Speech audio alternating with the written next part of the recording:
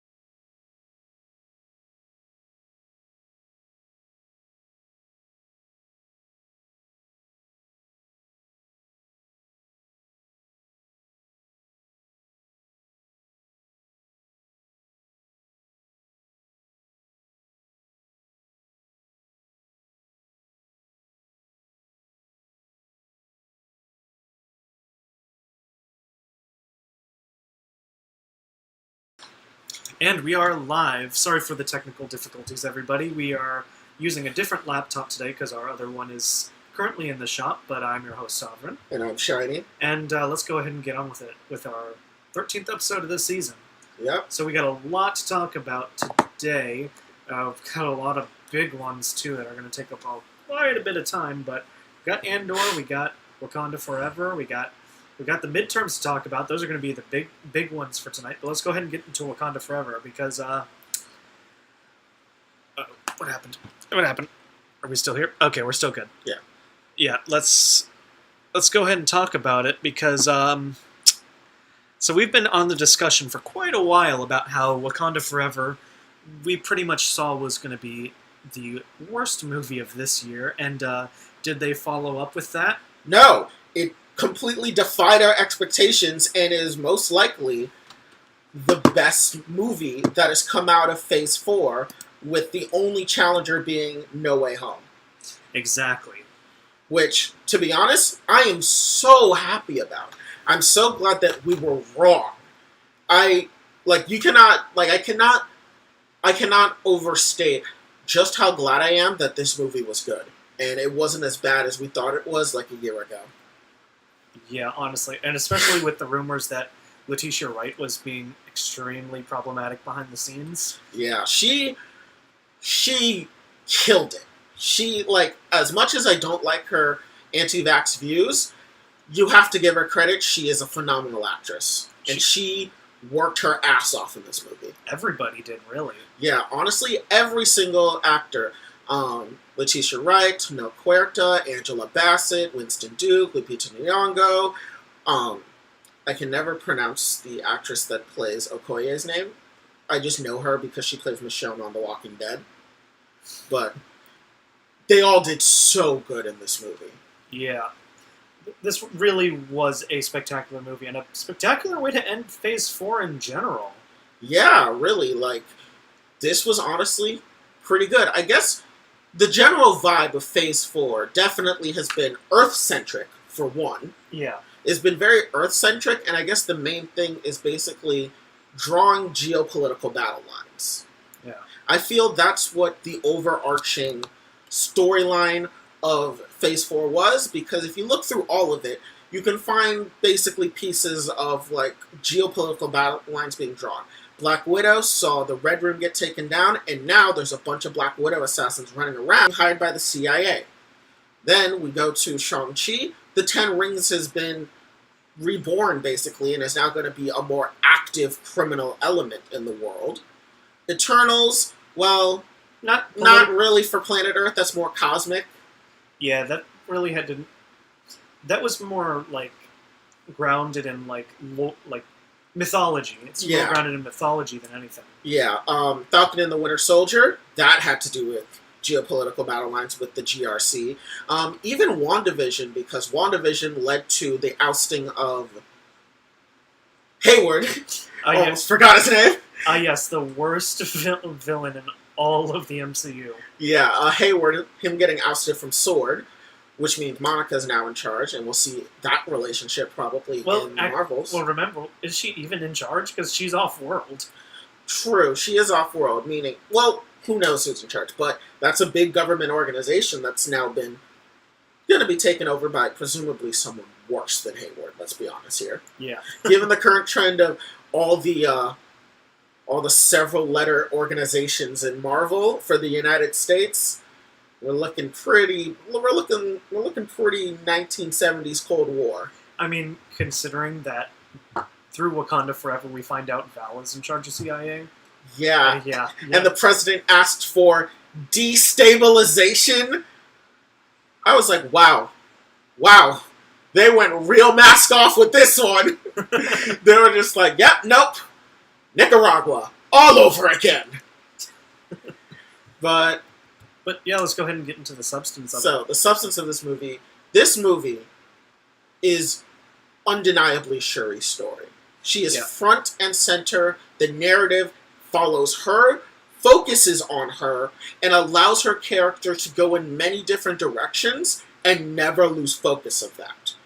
Which I was kind of worried about, considering this movie was originally made with Chadwick Boseman's T'Challa in mind. So to see that they were able to rework it so well, so now it's Shuri, and do it well, I'm really happy. Yeah, because that touches on a big concern that a lot of audiences had, was the obvious Chadwick Boseman-shaped hole in the movie. And I think they handled it respectfully. I agree. I was so afraid of recycled dialogue or, God forbid, a fucking hologram. Last thing we need is a Tarkin tier CGI nightmare. Oh God, I was so afraid, and thankfully, they never did. Every time they show T'Challa, it was a flashback using movie footage, which is fine. The MCU's done that in the past. And they never used his voice, but he was it's really weird, but despite Chadwick Boseman and T'Challa's death in-universe and out-of-universe, it felt like both the actor and the character had an immense presence in the story, despite never being there. Like, you could feel that Chadwick Boseman's T'Challa just influences the plot in so many ways without ever physically being there. And that's really tough to do when you've had an actor die in the middle of making a film. Making films are already hard enough. Finding a lead is already hard enough.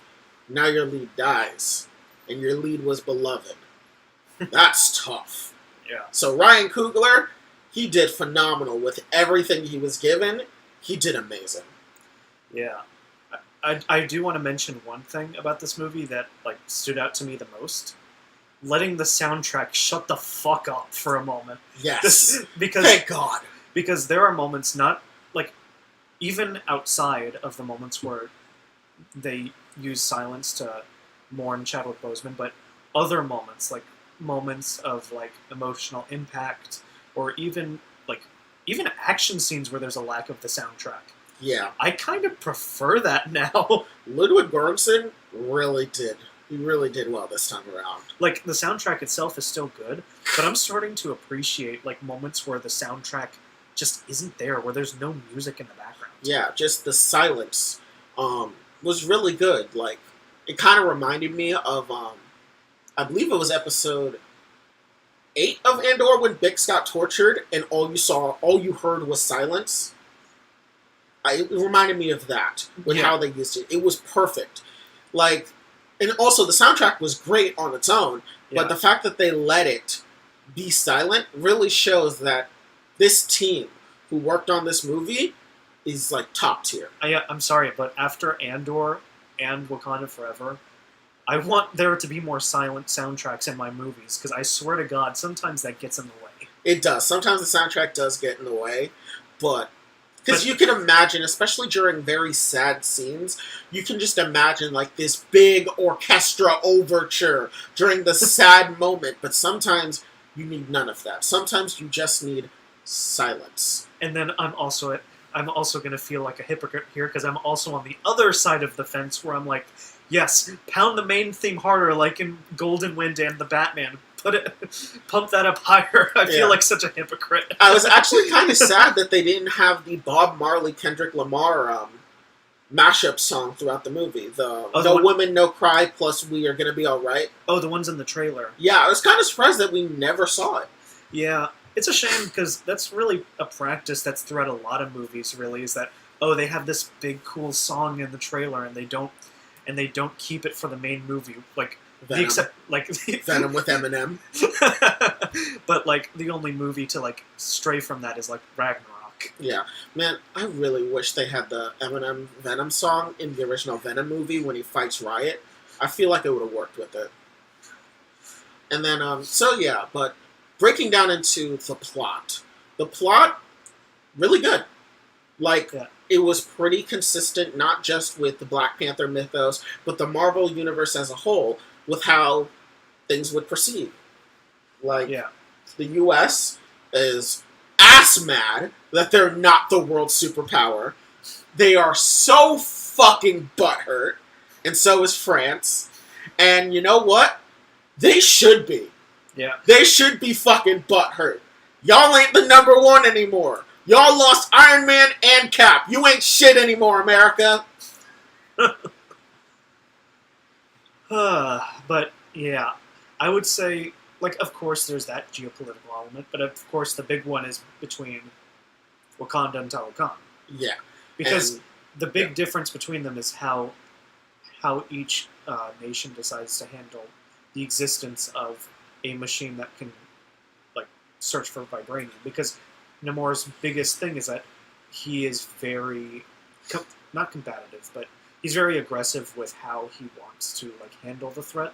yeah, for Namor, he's. I'm sorry, I'm going to be pushing this pronunciation. I don't I care. know. I don't care if the rest of the characters pronounce Yeah. it Namor. It's Namor to me mostly because like It makes more sense for the MCU version to be Namor, while the comic be Namor, because Namor in the MCU is, of course, is an indigenous person to Mexico, and the first conquistadors that he met were the Spaniards, so obviously he would have a more Spanish-sounding name. Meanwhile, Namor in the comics, he has a more Anglican-sounding name.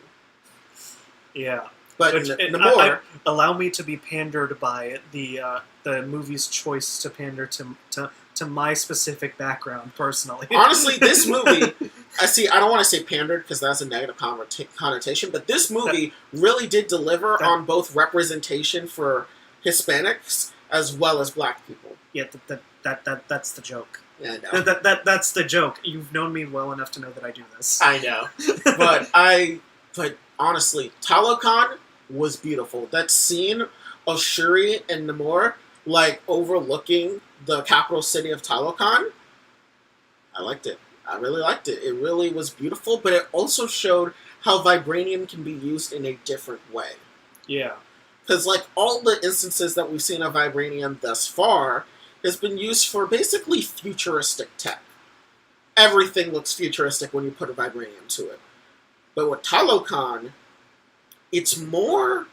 Like, it's used a lot for artifacts, for structures. I mean, Wakanda uses structures as well, but it's more like...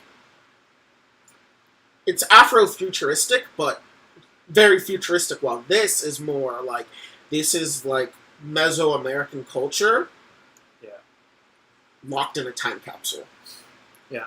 It's like, what if Mesoamerica just became a dominant force? This is what their architecture would look like. Yeah. Also, can we talk about, like, how, despite the fact that they have, like, no futuristic weapons whatsoever, those water bombs are some of the deadliest things I've ever seen before? Oh, that was... I mean, once I saw the water bombs, I was like, oh, yeah, no. It doesn't matter what you have. Pressurized water will kill you all the same. Yeah, also, thank God they went with the water bombs and not our original theory, which was literally flooding half of Africa. Oh, yeah, I know. Like, for the longest time, when I kept seeing the throne room get flooded, I was like, what's happening? What are they going to do to Nigeria? Wakanda's landlocked! But no, as it turns out, how they actually did it was that Wakanda did not get fully flooded. The throne room was flooded due to Namor basically carpet bombing the place with a bunch of water bombs. And the rest of the Talokans basically just using, like, river water. Yeah. Oh, man. I will say the CGI... Honestly, I only had the problem with the CGI in one scene, and that was the scene of Namor diving off of the bridge. That was the only problem I've had with the CGI in this movie. What scene was that? Like, when he was in Wakanda. Diving off the bridge. Like, he was getting attacked from the, helicarriers or whatever. Oh, okay, yeah, no, I know what You know, like, he's trying to dive off the bridge to avoid getting, like, shot at. Yeah. That was the one scene that I've had problem with the CGI. Other than that, the CGI was held pretty well in this movie. Yeah, CGI was definitely held pretty well. I like that the CGI on Talokan was really good, especially because I know you have a bit more leeway due to the fact that it's underwater, so things can be blurred a little, but I still think they did really well. Yeah, especially considering, like, you know, Phase 4, CGI bad, haha, funny. But honestly, like, the VFX team, overworked as they were, they pulled it off. Yeah, surprisingly enough, it might actually have better CGI than the original Black Panther. Cause, oh, God, don't remind me of the final fight of Black Panther. That CGI was god-awful. Not just the final fight. You see those rhinos? Those rhinos were pretty bad. Yeah. Speaking of the final fight between Shuri and Namor, way more brutal than the fight between T'Challa and Killmonger. Yeah, because I will say, because the Wakandan forces got whittled down to like a fifth of their original size when they entered battle. Yeah, so like that. So here's how it worked. The fight made me realize, oh yeah, Talokan would fuck Wakanda in a straight war. But they would, if they were on land, they would lose a lot more people. Because the only reason they had such a big advantage was because it was in the water. I feel like on land, Wakanda could do a bit better. Yeah. But still, it was tough because, I mean, the Talokans, first of all, they have augmented strength because they live underwater with a lot of fucking pressure. And they have the heart-shaped herb running through their veins. And they have the sirens, which I thought was a very cool touch. That could have been handled really badly if they varied it at all. Because, let's face it, people jumping off of a boat, in a bad movie, it would have been funny. Yeah, but in this movie, you're like, oh, fuck.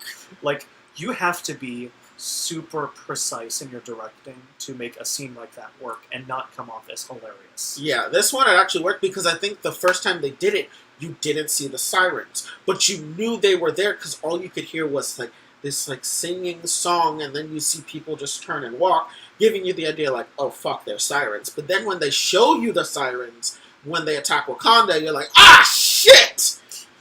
Like, at first you see some people swimming in the water and come up, you're like, oh, fuck, they're about to go on land. But then you see them start singing, you're like, oh, no, that's even worse! So, yeah. Talokan, they're a world superpower. A hidden world superpower at that, because only Wakanda knows of their existence by the end of this movie. Not even with the discussions with Everett Ross does the U.S. even find out about Talokan. I know, which, honestly, the big thing about this movie was that Namor got everything he wanted, pretty much. Somehow, yeah. Like, the scientist, yeah, Riri escaped, but is she going to make another vibranium detector? Probably not. He's now fully secured Wakanda as an ally, meaning that he ever wants to do a little trolling on the surface world, Wakanda's going to have his back. And on top of that, no one knows Talokan exists. The rest of the world still thinks Wakanda is responsible for all those attacks. Yeah. Which, I mean, yeah, Wakanda kind of got a raw deal. But we did get our honorary Wakandan. Everett Ross is now immigrating to Wakanda. I'm going to be honest. His plot thread might have been the weakest part of the movie. Oh, it was the weakest part? But it was funny. It was funny, but, like, did his character progress in any way, shape, or form compared to his arc in the first movie? I feel like it didn't need to. Because I feel like his whole thing nowadays is that the Wakandans have saved my life. I'm eternally grateful. And he... Listen, that man was willing to be a double agent within the CIA. That's fucking treason. Yeah, they could have done more with him. Like, yeah, like we pull back from the movie and like, oh, I guess we're going with this subplot now, and now I've lost interest. I think it's definitely his subplot was definitely used more as a promotion for Thunderbolts. Because we know Val's going to be in Thunderbolts. And basically this kind of implies that the Thunderbolts are going to be a CIA-operated team. Kind of like how in the DCEU, Task Force X is under the military. Yeah. Which, interesting. Bucky, of course, would be forced to work there. I wonder, like, how is Shuri going to handle the Thunderbolts? Because presumably that's where they're going. With the whole destabilize the country bit from the president. Oh, yikes, yeah. Yeah, no, that group of 6 could definitely... Hell, Taskmaster Ghost alone could probably destabilize Wakanda, if I'm being perfectly honest with you. Yeah, honestly, bringing Red Guardian and John Walker could be a bit of a liability. But obviously, we know who the biggest liability to that team would be. Bucky. Because, like Everett Ross, they saved his life. He would probably betray the CIA in a heartbeat. Probably. And he would become a wanted man. Again. Yeah. But, the comedy? Appropriate. It was really reserved, honestly, and, like, the original Black Panther wasn't, like a comedic, like... They didn't go overboard with the comedy in the original, Yeah. but it was still, sometimes you're just like, eh. But this one, they handled it a lot better. Yeah. Speaking of comedy, the fact that M'Baku is actually, like, kind of reserved compared to the first movie and is actually, like, not, like, a brain-dead himbo in this movie. Yeah. Instead, M'Baku is Like- a more layered character in this. Like, you would expect M'Baku to be, like the hothead, fight, fight, fight, but no, he was the only one of the council saying, we should not go to war. Are you people crazy? If we went to war, our civilization would be destroyed. Yeah, because he points out that Talokan treats Namor like a god. So Yeah, they call killing him the Feather Serpent God. Killing him is tantamount of if you killed the Pope and all the Catholics were in one country and then decided to kill you. Pretty much, he understands that killing him would create a martyr and thus give the entire nation motivation to go to war for eternity. Exactly. So And also the fact that he's actually a really good emotional crutch for Shuri. exactly, he was the only one that emotionally supported Sherry. He's the only one that actually treated her like an adult, which is actually very interesting considering he made fun of her for being a child back during the original one. Nowadays, he sees her as an adult. He treats her as an equal. And he is willing to voice his opinion when he believes she's wrong, but also still support her decisions. Yeah. Honestly, the side characters were all phenomenal. Yeah, Okoye's arc. Oh god, I felt really bad for her because like she was put in a really bad spot, failing her mission abroad. But like the Queen's not wrong to do that. I know, I was surprised when she brought up how Okoye protected Killmonger instead of leaving with them, and I was like, fuck. She's right. A lesser movie would have completely swept that under the rug, but this movie didn't. Of course Queen Ramonda would hold a grudge against that. Because, remember, at the time, the Jabari were antagonists to them. Going to Jabari Land was not a safe bet in the slightest. Her, Shuri, and Ross could have been easily killed. And Okoye is the one that put her in that situation. Yeah. So I was glad that she brought it up. And yeah, Okoye, she does have, she did fail. She was the one I was like, oh, I'll protect Shuri. Shuri gets captured. Yeah. Which, of course, it all evolved to her eventually becoming the Midnight Angel, which, of course, that costume was so good, but they had to screw it up on the eyes. I know. Why did they give it owl eyes? It makes it look like either a bug or a fish. I don't like the eyes on it. No, it especially bothers me that it looks like a fish because they're fighting fish people. Yeah. That's what bothered me the most is like, okay, somebody screwed up in the costuming department as far as what the theme was here. Yeah. And the rest of the costume was really good. Like, if you made it a visor, it would have looked so much better. I know. It really would have. I think in the comics it is a visor. Oh, man, that's so much worse. Yeah. Why? Like, if it is an actual visor, then the decision to go with fish eyes... Yeah. Also, speaking of Midnight Angels, we have a new character introduced, Aneka. Yeah. So she is a member of the Dora Milaje. She is also Io, who's now the new general of the Dora Milaje. She's her wife, girlfriend. They're in a romantic relationship. I believe that in the comics, I believe they did get married. I don't know if they're married currently. but I liked Aneka's character for as little role as she had. Yeah, it's unfortunate because, like, obviously she's there, like, she's there as another member of the Dora Milaje, so, like, obviously we all love Okoye, so... Yeah, and Ayo, Ayo was actually the first member of the Dora Milaje we met. We met her back in Civil War. And then her little arc in Falcon and the Winter Soldier was good. Showed that she's actually the one that helped Bucky. And that her and Bucky have a friendship, which was actually unique. Because, a lesser use of characters would have just made it Okoye. Yeah. But Ayo has her own little arc, and now she's the general. Yeah. Which, I also want to speak on Riri Williams, because she is a good source of comedy for this movie. Like, yeah.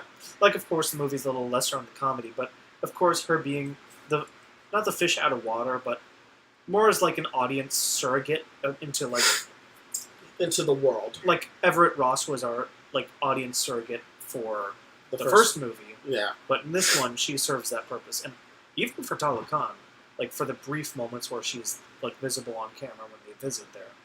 Yeah. Like, she gives a lot of the reactions that, a normal person would have. Yeah. Like, I liked how she roasted Okoye. She was just like, your bald head looks so ashy. And Okoye's like, I knew it! Like, oh my god. That, like, Riri Williams brought a lot of much-needed comedy, as well as the fact that her entire part of this movie serves as a really good backdoor pilot to the Ironheart series. Yeah. Like, Dominique Thorne did a really good job with the character.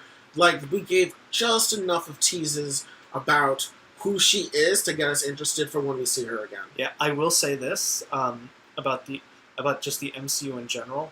You got the CGI so perfect in Iron Man 1. Why are we failing now? Like that Power Rangers looking ass robot suit. I know. It kind of reminded me of Baymax a little bit. Oh god, yeah. Like, again, Iron Man 1 is probably, like, even, like, through Iron Man 1 through 3, and even Avengers, the suit looks really good and realistic, but... I think it's because they've gone in the futuristic direction a bit too hard. Like, ever since Iron Man's suit in Infinity War, I feel like they can't go back. Like, they feel like they can't go back. Like, especially because we have a reference as to what Wakandan armor should look like in Midnight Angel, which that actually looked really good. And Yeah. then to have that contrast with the The Ironheart suit it's a little bit jarring, and I Yeah. mean, people are roasting it online already. Yeah, but that's like a small issue. Yeah. One part I really loved was when the feds broke into Riri's garage, and they're like, "Oh fuck, she got an Iron Man suit!" And I'm just like, "Oh right, that would be a thing nowadays. The feds break into an area, and someone just has Iron Man armor that they gotta fight off." Honestly, that armor looked better than the Power Rangers armor. I'm not gonna lie. It did, but oh god, the fight against the Cambridge police was so funny. Like, I just love the guy. He walks in, he sees this, he's like, "Oh fuck, she got Iron Man armor." I'm like, yes.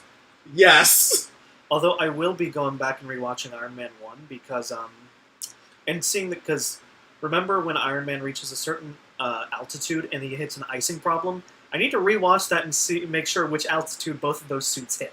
Yeah. Because there is no way in hell that the Mark 1 Ironheart suit is able to handle that icing problem. I need to go back and compare those altitudes because that was in my head when she was flying up high. I saw it and I was just like, she probably didn't reach that high. It didn't look like she did. Because, like, Iron Man, because, like, Riri, she made it past the clouds, but then immediately fell back down. Tony was whoosh past the star. Past the clouds. She only went up 3,000 feet, if I'm not mistaken. Yeah, Iron Man, I think he went way higher than that. I thought he went 30,000. He might have gone 30,000, actually. Yeah. I think he went 30,000, she went 3,000. Because, again, it was in the back of my head, because there are definitely parallels between those two scenes, whether unintentional, and, like, that was in the back of my head, so it's like... I'm glad they brought it up to begin with, though. Like, it didn't need to do that. It didn't need to show, like, she's following in his footsteps, even on the mistakes that he made. They didn't need to do it, but they did. And Yeah. I'm really glad. It will be very interesting moving forward seeing her arc with no Tony Stark. Because in the comics, Tony Stark was her mentor. Yeah, but we already have that. Well, I guess that would be the same thing with Spider-Man in the comics too. But there's always reason to give characters their own individuality. Oh yeah, for sure. I just want to know like what will be the big influence. Like my big theory for Ironheart is that her. So she said her dad, but in the comics it was her stepdad that died. So I don't know if she just calls him dad and it's her bio dad or if it's still the stepdad. But in my opinion, I think what it's going to be is that the dad worked for Stark Industries. Yeah. And that's her big influence. No, but she said auto body shop. Someone else in her life had to have been the Stark Industry connection for her to be inspired to do Iron Man armor. Because, like, there are a lot of tech whizzes in the MCU, but you don't see a lot of them trying to make Iron Man armor. The only one that does is Whiplash and Justin Hammer. Yeah, which And they are relegated to the same movie. Which the less we talk about them, the better. Yeah. But really, I really liked Dominic Thorne in it. Nakia, she got a lot more action this movie in terms of like actually doing like fighting, and good lord, she was an assassin. Yeah. She just killed that Talokan with one shot. Honestly, like, I'm surprised the Queen hasn't kept her in her pocket as far as like an asset because of like how good she is. Like she could destabilize a country if she wanted to. She was a war dog. Yeah. The war dogs were the groups that Killmonger wanted to utilize to destabilize the New York, London, and Hong Kong. The same three areas that had Sanctum Sanctorums. But she was one of them, and if given enough time, she would have caused a lot of damage. Yeah, I'm surprised she was able to leave Wakanda at all because of that. Yeah, but then again, T'Challa was king.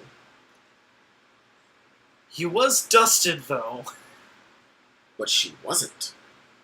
But she wasn't, exactly. But Shuri was. So, I mean, the world's a difficult place. Wakanda's vulnerable. Do you want the heir to the king being within the nation at the time? It's true. Like, I feel like the snap was the perfect cover to get T'Challa II out of the country, because that meant that even if everyone came back, the heir to the throne is still safe, away from Wakanda, which could go through any sort of upheavals. Mind you, fleeing to Haiti, not the best idea, but I do like his Haitian name because it's Toussaint, which is based off of Toussaint Louverture. Oh, we didn't bring up. You just went into that. We didn't even bring up the fact that they had a son. Oh yeah, so T'Challa and Nakia had a son, which, of course, Yeah. they named him T'Challa II, which I'm fine with. For narrative purposes, for Shuri, it's that a piece of T'Challa is still in the world, and that's worth fighting and living for. So a piece of her brother's there. But obviously, royal families like to do the whole sharing the name thing. But I really liked his Haitian name, because his Haitian name is Toussaint Louverture. Do you know who that is? So Toussaint Louverture is a black Haitian who was a liberator. He was the one that led the revolution in Haiti against the French that ultimately freed them from being a slave colony. So having him being named Toussaint, which is also, I believe it's Creole for like All Saints, something like that. It's like All Saints or something like that. It has to do with being a saint. And I just found that to be very good. I really like that name. It would be very in keeping for an educated man like T'Challa to have his child named like that. And obviously for Nakia, the same thing, because she was also someone that tried to be a liberator for black people, like we saw her in the original Black Panther. Mm-hmm. So I really liked it. I really liked his name. The actor, I felt his smile was a little too wide at times, But he's a kid, so can't fault him. You can't fault him for I that. can't. He's a kid. But, oh god, this movie was just very enjoyable. This was the first black female-led superhero movie that we've had, and Marvel knocked it out of the park. Yeah, I will say the movie leaving with the implication that M'Baku's going to lead the country. Like, if we had his characterization from the first movie, We would be a little bit more shocked. We'd be like, damn, what a meme. But nowadays we're like, no, that tracks. Yep. Yeah. And Shuri being Black Panther, I like it. One thing that I'm thinking is that, so Shuri's whole arc was believing in spirituality to an extent. She was the only one of the royal family that didn't believe that the ancestral plane existed. She, and because of that, she cooped herself up in her lab and like focused on science the whole time as part of her coping mechanism. And so I believe that in the future, T'Challa II will become the new Black Panther, but Shuri will fully attune herself to the spiritual aspects of Wakanda, and she will become Queen of the Dead. Just as how T'Challa became King of the Dead in the comics. She will become Queen of the Dead. She will be the one that will connect to the ancestral plane, and she will be the one that achieves multiversal cosmic awareness. Yes, that happened. Processing that. But I want to say one thing, because the rumors have been around that, yeah, Michael B. Jordan will be returning, but, like, in what aspect? The way they brought him back, not, like, back to life, but in the ancestral plane with Shuri becoming Black Panther. Wow, was that a good scene? It really was, and I really liked how they explained it. It's that the ancestral plane, you see who your heart wants to see. And for Shuri, someone who's been dealing with all this anger and resentment, she would see Killmonger because he's the one member of the family that hasn't gotten over that. I mean, T'Challa, he had that arc already in Civil War. But Shuri never had to go through that. So, of course, the only person that she could relate to on that level would be Killmonger. Because he never got over the anger and rage and hate that he felt when his father died. Yeah. And, yeah, it was really good. They didn't use him too much either. Like, I keep saying this, but, like, a lesser movie would have, like, spread out that scene. But no, it was short to the point. Oh, yeah. That was also, like, that... Like, the rumor that he would be returning in the movie, like, kept me away from thoughts like, oh god, is that CGI T'Challa? Oh no. Oh Yeah. no. Like, that rumor alone kept those thoughts at bay. Oh, I was so afraid when they were showing the throne from the back. I was like, this is either going to be Killmonger or T'Challa, and I don't know which is going to be worse.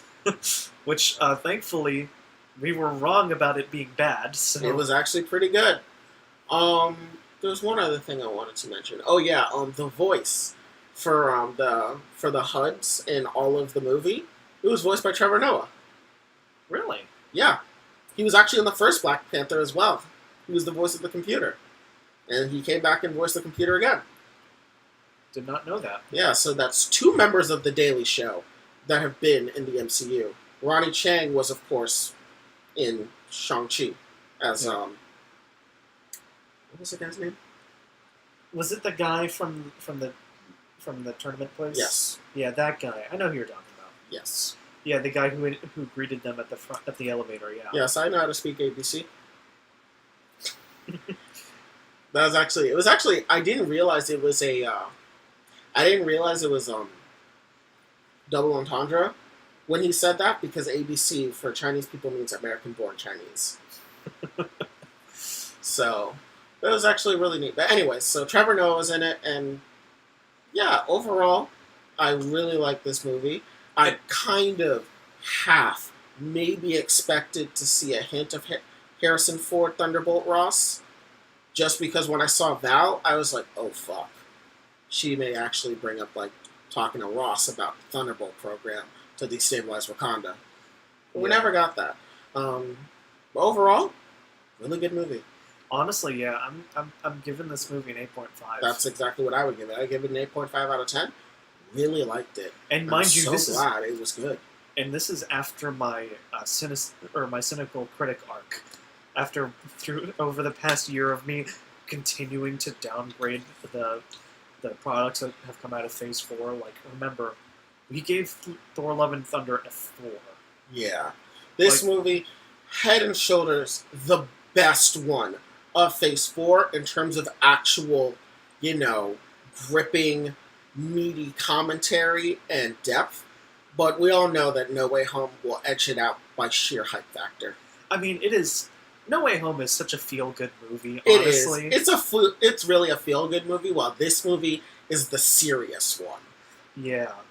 And honestly, I'm really glad. It is definitely it's definitely the best movie that has come out for Phase 4, and the best movie that's come out this year for Marvel.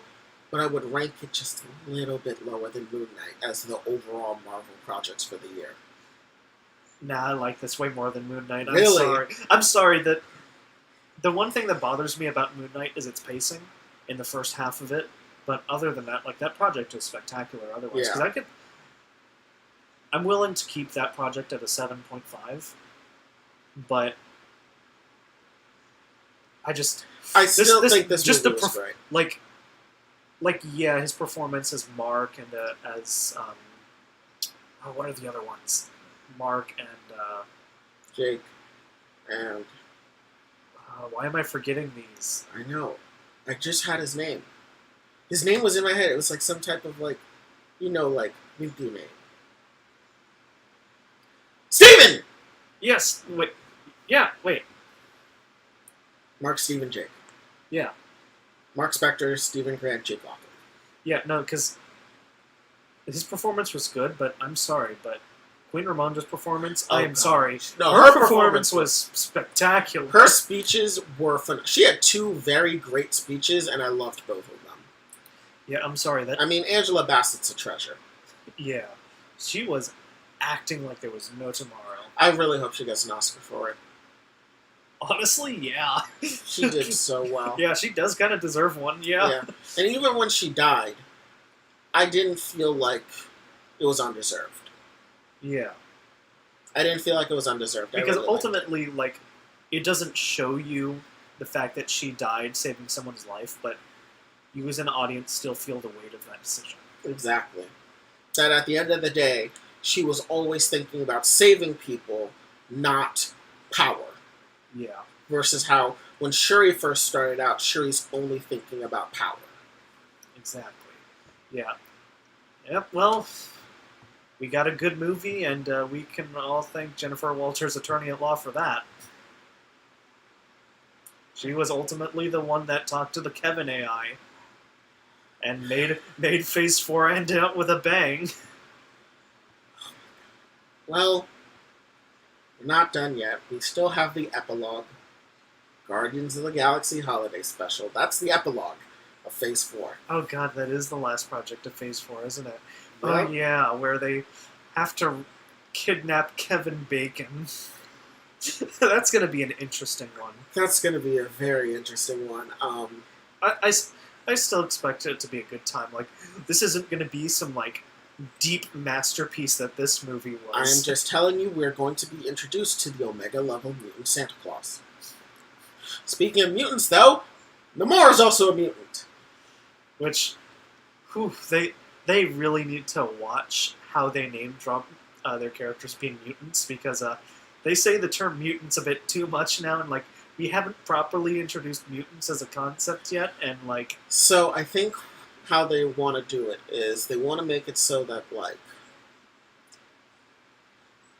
the gene has to be activated by some traumatic event or some type of external event, kind of like the meta gene in the DCEU. Or just the DC Comics universe in general. Yeah. So, because so far, we have met 3 confirmed mutants and 3 other potential mutants. We have Ursa Major, who the actor says that he's a mutant, and in the comics Ursa Major is a mutant, so maybe him.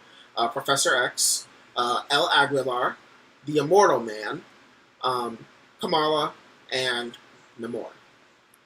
And all of them are very different from each other. Yeah. Like, they're all very different. Ursa Major, he's weak enough to get beaten in an arm wrestling match by a super soldier. Professor X, we don't know who he is. El Aguilar is the Immortal Man. And then we have Kamala and Namor, who, like, we see how they are mutants. Yeah. But, yeah, great movie. Honestly, I'm just relieved that it was good. Yeah, especially because we've been down talking this movie for so long because of like the backstage conflicts that have been going on. But they pulled it together, and this really tells me that Ryan Coogler, he knows his shit. And it's actually making me really excited for Creed 3, because that's going to have Jonathan Majors in it. Oh. So, you've seen the Creed series, right? I have only seen the first few Rocky movies. Okay. Yeah, the Creed movies are good. They're made by Ryan Coogler. I'm excited for Creed 3. Yeah. So, yeah. Overall, 8.5 out of 10. Yeah, no, this movie deserves high praise. And honestly, like, with the few issues this movie had, like, honestly, the bad things we've been talking about this movie, those are just nitpicks. Yeah, they're really just nitpicks. They're in no way, like, indicative of any lower quality of the movie. The movie is great. Yeah. Like, man, I want more projects like this because I it's know. really I'm good. really, like, my expectations for Quantum Mania have gone up because I'm like, there's potential. There's potential that they can right the course. They can right the wrong that was the previous movies. Yeah. Because, like, let's face it, Ant-Man 1 is the most average of average movies. Ant-Man 2 was legitimately bad. Meanwhile, Ant-Man 3 has the potential to be really good. Especially because this is going to be the first movie where we really see our main antagonist of the multiverse saga. Yeah, because if we're dealing with a variant of He Who Remains, they had better do a really good job. Yeah. Especially with the analysis we did of the trailer, which implies that Scott Lang is going to be going through a really big plot as far as like what he has to accomplish. Exactly. Oh yeah, did you see in the CNN clips of Scott Lang announces his new book? Oh yeah, so in Wakanda Forever on CNN, they do have clips of Scott going on his media press tour. Like they have in like in the lower third, like the scrolling text, like Yeah. Scott Lang introduces announces his new book. Oh, what was it called? Little Me, Big Me. Or no, it was Looking Out for the Little Guy. Oh yeah, that's the podcast. Oh wait, that is the podcast. Yeah, the Little Me, Big Me is the book. Ah, yeah. But oh my god. Anyways, let's move on. Let's move on to Andor because let's face it, two quality projects back to back. Yeah, honestly, whenever I see Andor being discussed online, I have to ensure that I'm not being like gaslit into thinking this is a good series because like all the memes of it online of it being good are like, oh yeah, it's so good, but it's like it kind of has the same tone of like, oh yeah, Morbius was so good, but like Andor is actually good. So like, am I getting gaslit into thinking this like show is good, or is it actually good? It is actually good, and these past two episodes just ensure that this show is good. So episode 10, No Way Out. Let's face it, Prison Break, the episode, which the seeds have been planted over the past two episodes about how they're going to escape, and it all culminates here, and my god. So it was. So the big thing about it is that Kino stole the show. Like, let's face it here, he has the task of motivating everybody in that prison to align with his ideology, or not ideology, but his motivation.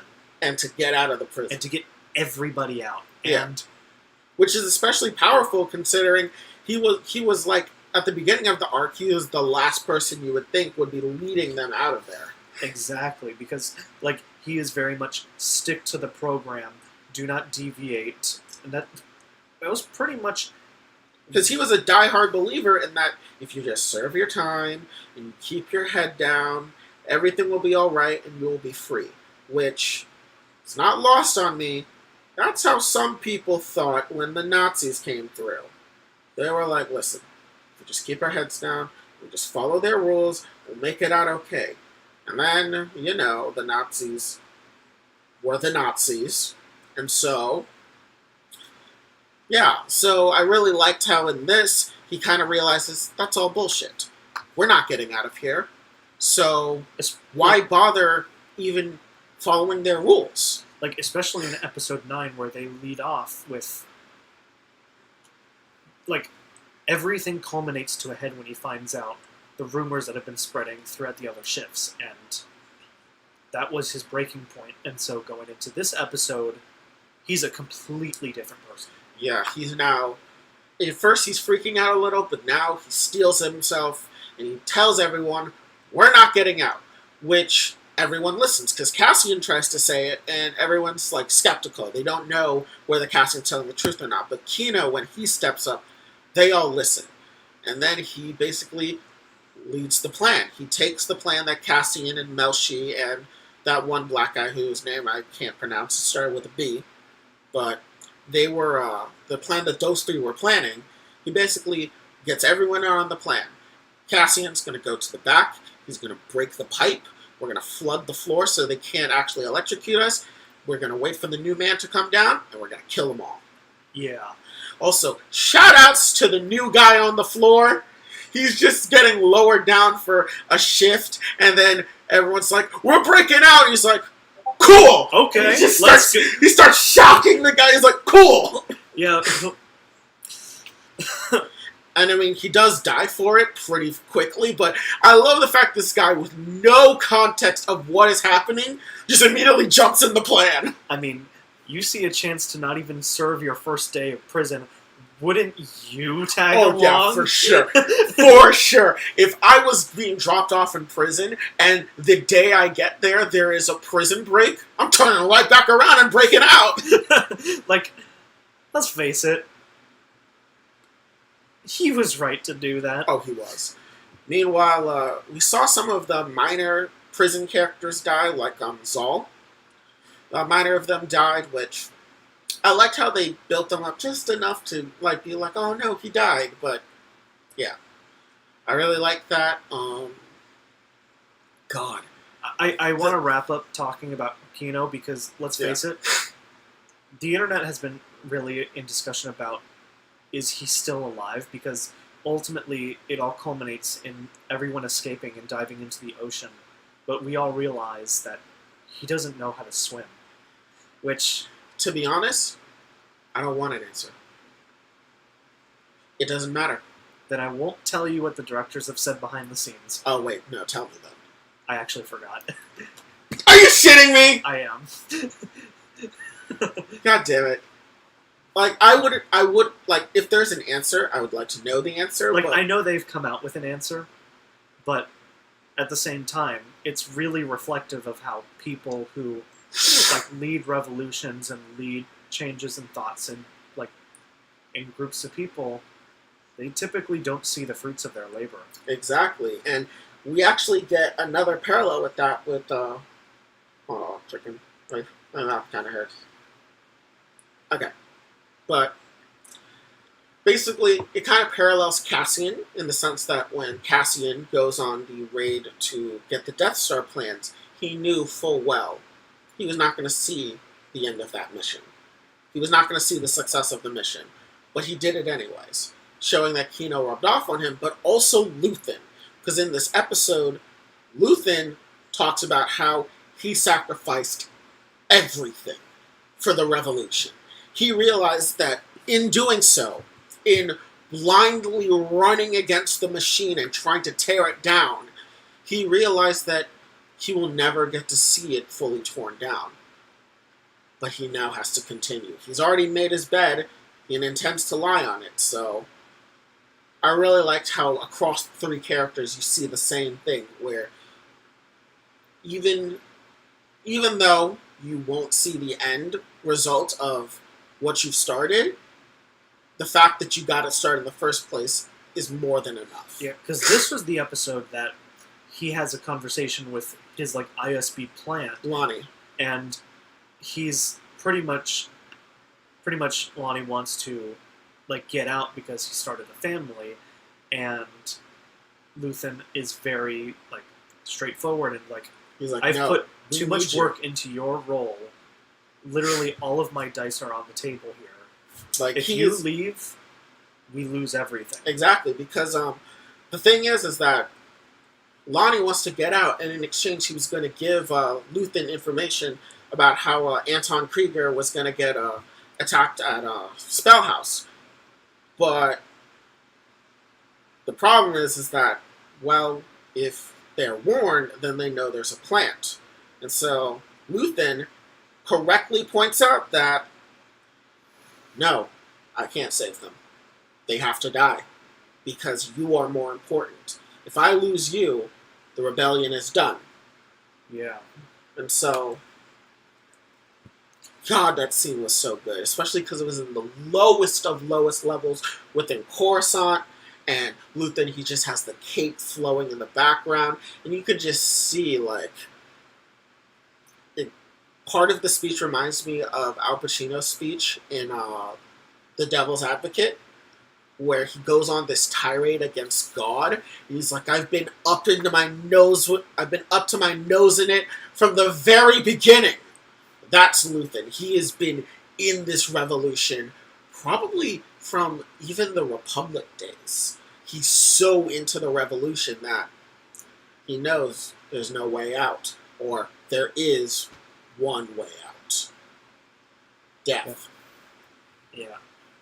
And that's pretty much what we have to say, because, again, the main focus of this episode was the prison break, and let's face it, that just the emotion in that sequence alone, just that speaks volumes. It does. And also, we're seeing the beginning of Melshi and Cassian's friendship. That is true, yeah, they develop a little bit, and even into the next episode, Yep. like, we still see them together. Which I'm really happy about, that they're showing off Melshi as well. Because he did a significant amount of the planning, but like he didn't get much characterization in the previous episode, so it's nice to see him a little bit more. And it's nice to see, like, that the person who stood up during Rogue One, who was like, I'll help you out, was, like, it's nice that they gave that a little bit of connective tissue. Like, yeah, there would be some people that would want to fight, but why? Like, that's kind of a big thing about Rogue One, was kind of like, yeah, they're right, we should attack Scarif, but, like, you didn't really get, like, a scene where you could see some people be like, yeah, we should attack Scarif. You just kind of see Melshi walk up with a group of people. But now it's like, you know why Melshi would make that decision. Because he's been in it so many times before. And then, of course, Mon Mothma, Mommy Mothra, had to deal with the thug, who basically says, like, I will do all your illegal shady money dealings. But you gotta give my son a bride.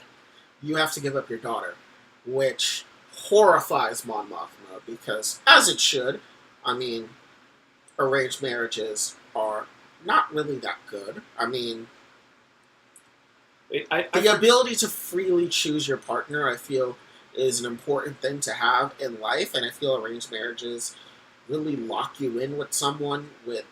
I forget. Is she in an arranged marriage? Yes, her and Karen... That's what I thought. So, at 16. So yeah, her decision to say absolutely not makes even more sense. Exactly. She's in one right now, and let's be honest, her. Like, we discussed this in episode 2, or was it 2 or 3? One of those. It was in the first half of the series that we discussed. They're not in a good relationship. They're just going through the motions. Exactly. But I guess we can use this to transition into the next episode. Yeah, because this one definitely slows down in the plot a lot, so it kind of lost me a little bit there, but like I understand we're getting close to the end, because this is a 12-episode series, right? Yep, and next episode is the finale. Wow, man. These past 10 weeks have definitely flown by. It was not 10 weeks. It wasn't? 7. Oh, that's right. They released all 3 episodes, or the 3 first episodes altogether. Yep. Yeah, I kind of forget about that. But so transitioning from the previous topic, in this episode, so Mon Mothma, she is like pondering over the decision. Because at the end of the episode, she's like, I'd never consider it. And then he was like, that's the first lie you've told me all day. Because she is considering it. But then we actually get something interesting. Her daughter is a neocon. And so her daughter is actually perfectly fine with getting shoved into an arranged marriage. Meaning that for Mon Mothma, it's now, yes, she will like it, but do I compromise my ethics about it? Yeah, because for that one scene, it's a little unsettling with The chanting? Yeah, the chanting really like unsettled me for sure. Yeah, like the traditions will keep us safe or some shit like that. Oh yeah, that chanting. So basically, Lita Mothma is a fucking neocon. Because she says, like, even Perrin, like, didn't care if she was in an arranged marriage or not. He personally didn't care. But, no, she wants to be in an arranged marriage. She wants to be the trad wife. And I'm kind of happy they made this direction. Because it makes the conflict for Mon Mothma one of personal ethics now. Yeah, because it's less of a conflict between her and her daughter. It's now her alone because, yeah, her daughter might be cool with it and all, but the real conflict comes from the fact that there's no freedom in it. That she knows what's in store for her. Exactly. Not just she knows what's in store for her, but it's mainly a conflict of, do I sacrifice the freedom of my daughter for the freedom of the galaxy? Which, and while her daughter definitely isn't being... like, her daughter would be fine with it, but it's a matter of personal ethics. Her daughter could be fine with it, but her going through with it would implicitly say, you're fine with it too. And she's not. So, I really like that they're going this direction with the conflict for her. Yeah. But... So... hold on. There's two... I saw 2 different places I want to sidetrack to. I think I'm going to go with the one with Vel. Because Vel shows up in this episode again, and as we previously established, she's Mon Mothma's cousin. And basically she is, she wants to see Luthen. Yeah. She wants to see Luthen because she wants to know how to tie up the loose end of Cassian. Yeah. No one knows that Cassian got imprisoned on Narkina 5. Yeah, pretty much what this episode is doing is it's preparing all the loose ends to be tied up in a nice little climax at the end, and I think that's why this episode kind of lost me a bit, because it tackles a lot of things. It tackles Vel wanting to... What's it called? It tackles Vel wanting to meet with Luthen to handle Cassian. Tackles Cassian trying to get back to Ferrex for his mom's funeral. What else? We have Incel Guy. We have Cyril. We have fucking Cyril. Oh no! Oh no! Oh god, no! Oh god! Deidre's gonna be there too! You know. No! Because god! she's also in the background ensuring that the funeral happens. She's gonna be there. Lonnie's gonna be there. Oh god, no! You've got Cyril and Deidre on the same planet in the same room. No. So pretty much that's why I'm a little miffed about this episode, because yeah, I see everything coming together and it's preparing to be served to me in this nice little bow. It's just taking a while to get there. This episode is all set up. Yeah, it's all set up. Pure because we've got Melshi and Cassian getting captured and then geting transported to wherever they need to go. Space Miami. Yeah, we're back to Space Miami, everyone. But one thing I wanted to note about Space Miami, it's called Niamos, but I'm going to call it Space Miami. There's no people there anymore. Oh yeah, it's pretty empty. Well, I would imagine that in the span that he was in prison. People just loitering in heavy quotations is considered a crime. Why would anybody go outside anymore? Exactly. It really shows that the Empire's grip has truly tightened around everywhere. Like, places that we saw under Imperial rule was like, yeah, it sucked, but at least people could move around freely. Now, you see them tighten their grip and you see no one can move around freely. And that's what Luthen wants, because he knows when people feel that trapped, they lash out. But the one nitpick I have is, there was no way in hell his fucking money stayed in that hotel in Space Miami. How the fuck did that stack of money stay on top of the shower? Like, yes, I get it. No one would think to look up there, but come on! He got very lucky. He got very, very lucky. Yeah, but he's lucky that Ithorian didn't wake up, because if it did, if it screamed, it would have broke his eardrums. Oh, yeah. But, oh my god, so he got away, and we saw Nemec's manifesto, which, I don't know why I assumed it was written in a book, like Savages. It's a fucking space manifesto, so of course it's text-to-speech on a tablet. I thought it was a fucking book. I mean, let's face it, does our society read books anymore? We have audiobooks now. We're in the future. I'm sorry for that, everybody. But, yeah, no, I thought it was a real, like, pen and paper book. No, of course not. Pen and paper books don't fucking exist.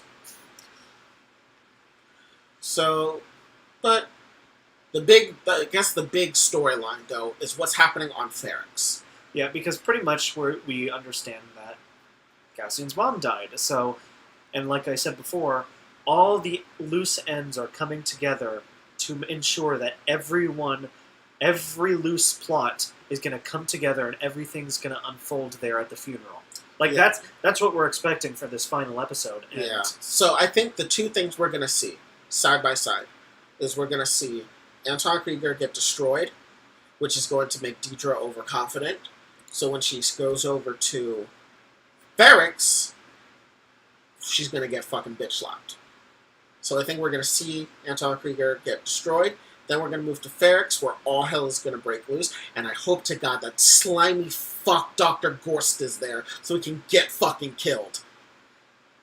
Oh God. I'm just imagining in the back of my head for next episode, like, she fails. She's down on her feet, just like Cyril was. And it's like, don't worry, my queen. Don't worry, my lady. We can tips Fedora. We can pick you up from the ashes and remake you into a true leader, or some cringy shit like that. Oh God, fucking Christ. So yeah, Cyril, he's making his way to Ferrix because Marva died. We're also probably going to see that fat fuck again, and I hope he also dies. The fucking fascist enabler. Which one was that again? The one that called him. Oh yeah. Yeah, the one that drank all the same Kool-Aid that Cyril did and hyped up all those men to just fuck shit up on Ferrix. I hope that fuck dies too. See, when I see fascist or when I hear fascist inhibitor in Star Wars, my mind immediately went to Tales of the Jedi. Not gonna lie, to the last episode. Oh yeah. I swear to God. All these fucking fascist enablers in this goddamn universe. Swear to God, but I really like the funeral custom that they have for the people of Ferrix. Oh yeah, I feel like it's definitely inspired by their real life culture, but I like how community oriented it is. Yeah, because pretty much how it works is that your ashes are burned and then turned into a brick, so that way you become a part of the city, which is an interesting concept. The idea that you are, like, even in death, you are helping the city grow. Like, you are still a part of the city, even beyond passing. Yeah, which kind of shows that the Empire, using the hotel as their base of operations, is like just another form of colonization, because that hotel was probably made with the ashes of hundreds, if not thousands, of people that lived on Ferrix before. Oh yeah, And they have no respect for any of that. They just see it as a big building to use. But for the people of Ferrix, that's probably like a cemetery of sorts. Yeah, because based on the implications that their original plan was to stop the funeral, yeah, they probably are probably like screwing over a bunch of other people while they're occupying Ferrix. Exactly, and so oh god, Jesus Christ, that Ferrix is a fucking powder keg. I'm telling you that climax is like everything is being built behind the scenes for a huge climactic finish. Yeah, I mean Brazo. Also, I really like how B2 really felt like a grieving child at the death of Marva. That is true. That actually, because when we think droids in Star Wars, they're typically like they handle a lot of the comedic weight in some movies. Like easiest thoughts are like Rogue One, the Rise of Skywalker, just the original trilogy in general. The original trilogy in general, yeah.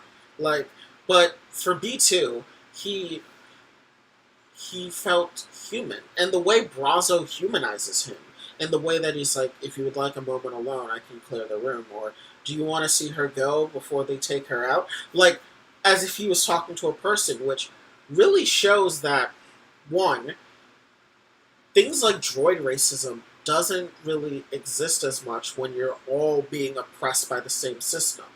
Yeah, because it's the same thing that happens in the real world.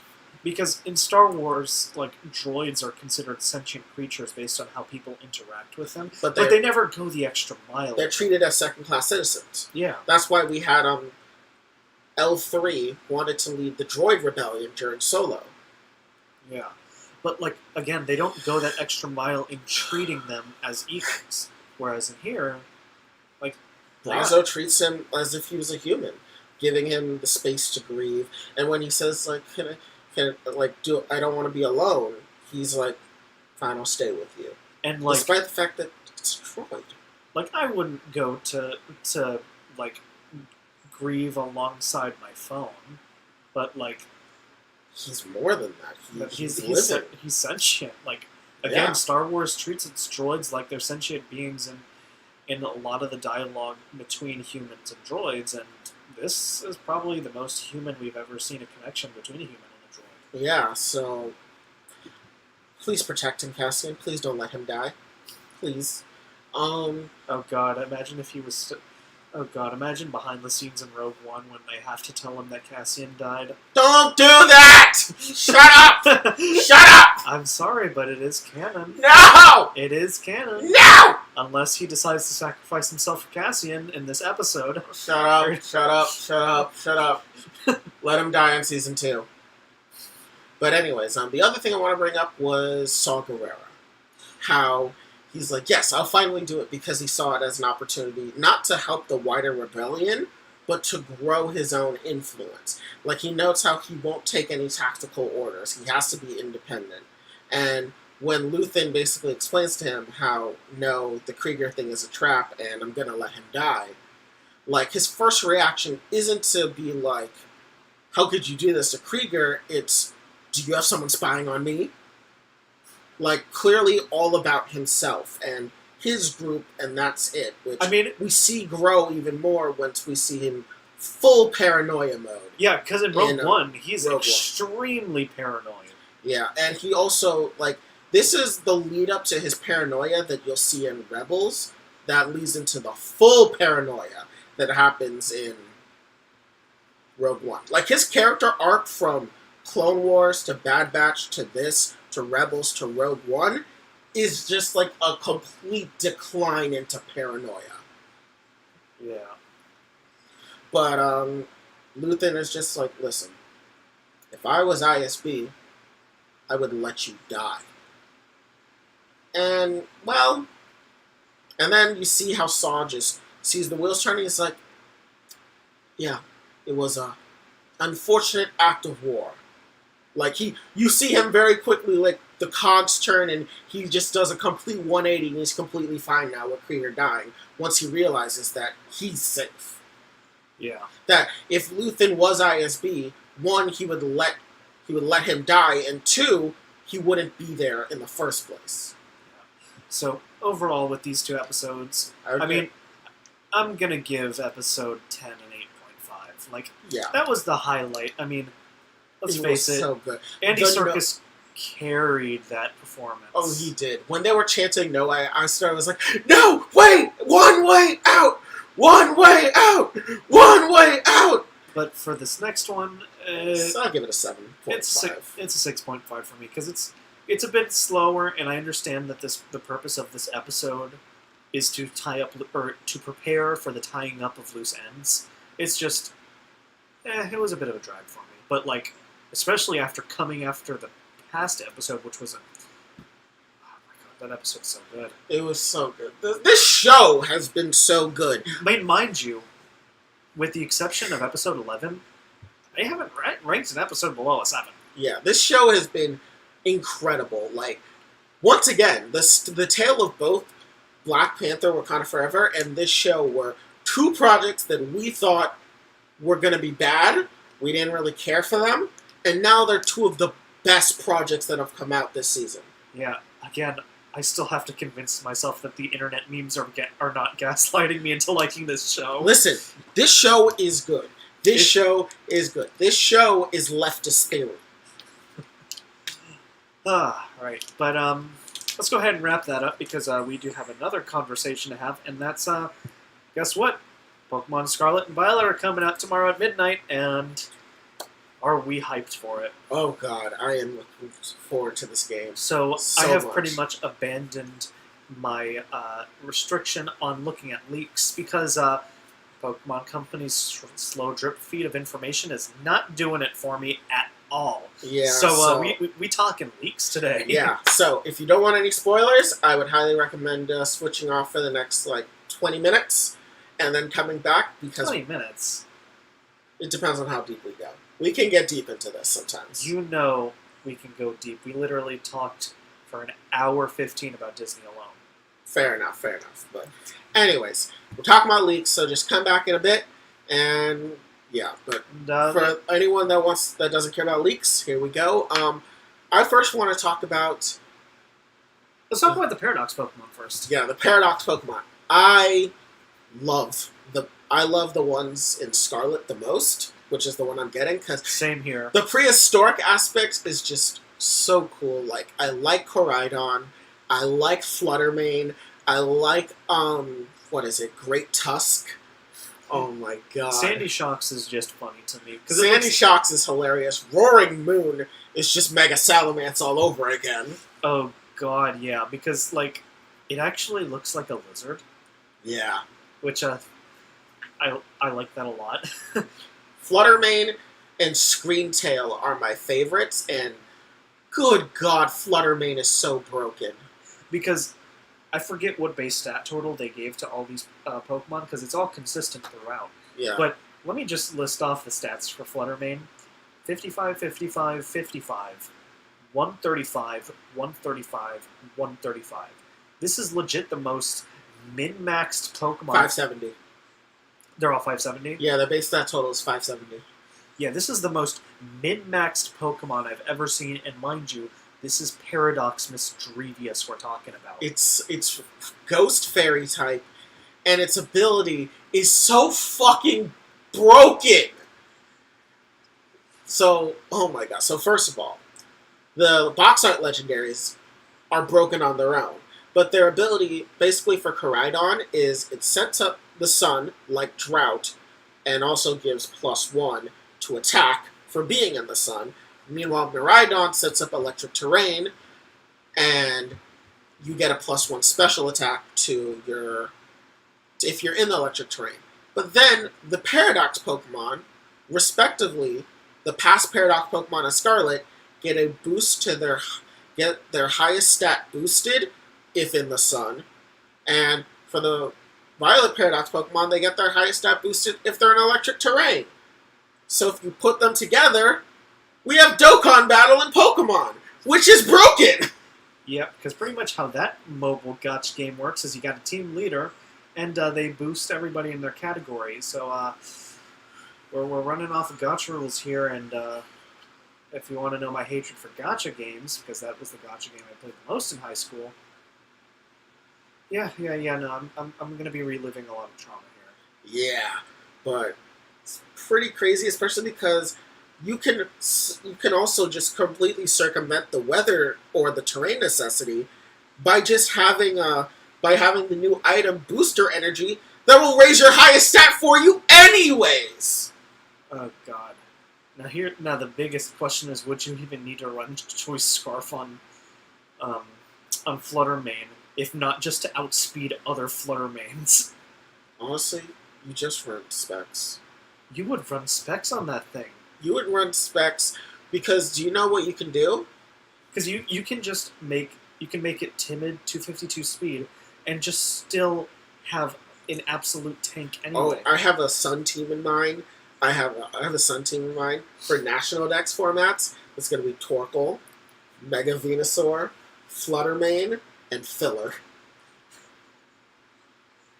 But dear God, this Fluttermane is broken. But the other one's Roaring Moon is basically a Salamence form, and it's Dark Dragon. Basically, Salamence and Hydreigon switch types, with Salamence becoming a Dark Dragon, while Hydreigon becomes a Dragon Flying type.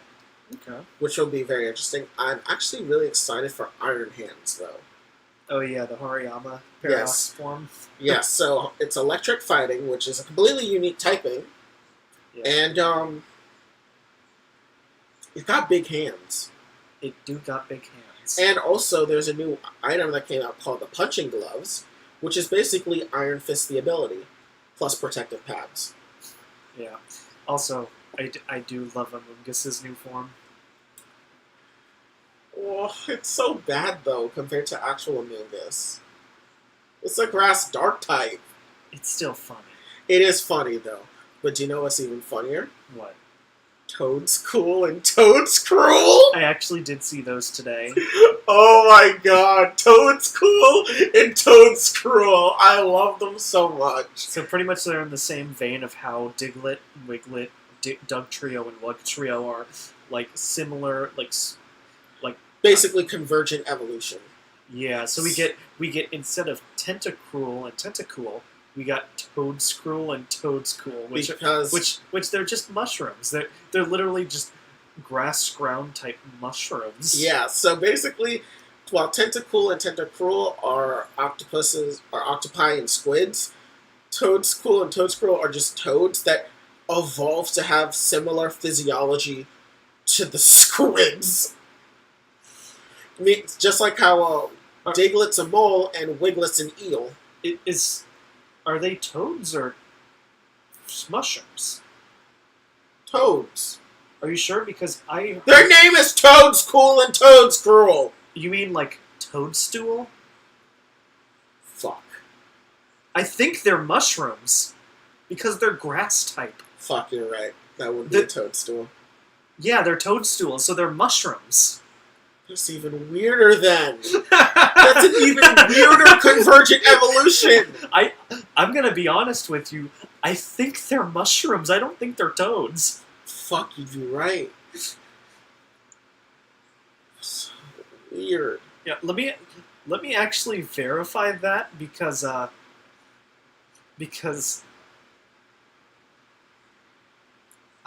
am convinced they are mushrooms. Okay, but there are so many things that have been leaked, but some things that have been leaked are just downright broken. So, for the first time, we have comeback mechanics. Like, one could say Dynamax was a comeback mechanic, but this game has taken it to its extreme. We have a new ability and a new move that both utilize comeback mechanics. For the new Pokemon King's Gambit, which is the Bisharp evolution, it gets the ability Supreme Overlord, which gives it a 50%, I believe it's not a 50%, it gives it I believe it's a 10% boost or a +1 boost, I don't know which one, but it gives a +1 to your attack and special attack for every Pokemon that's dead in your team. So if you have 5 Pokemon dead in King's Gambit, your last Pokemon, Nothing lives its attacks. It has Dark Steel. It has Dark Steel coverage, meaning the only Pokemon that resist it are Klefki, Magearna, Zacian, and Tinkaton. Which aren't many Pokemon. Everything else kind of dies to its coverage. So that's pretty fucking busted. As for the move version, it's called Last Respects, and it goes up by 50 base power points for every Pokemon dead in your party, and is a 50 base power move.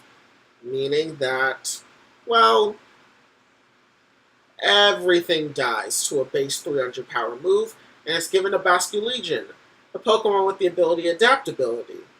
So it's a 600 base power move.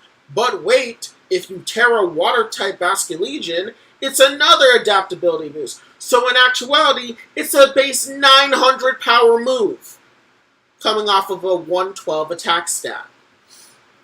Unless you're Gastrodon, you die. Yeah, competitive is going to be a mess. VGC and Smogon are going to be absolute hellscapes. Smogon is going to become the bastion of hyper offense because they nerfed recovery moves. Recovery moves now only have 5 PP, meaning a maximum of 8 PP with a PP max.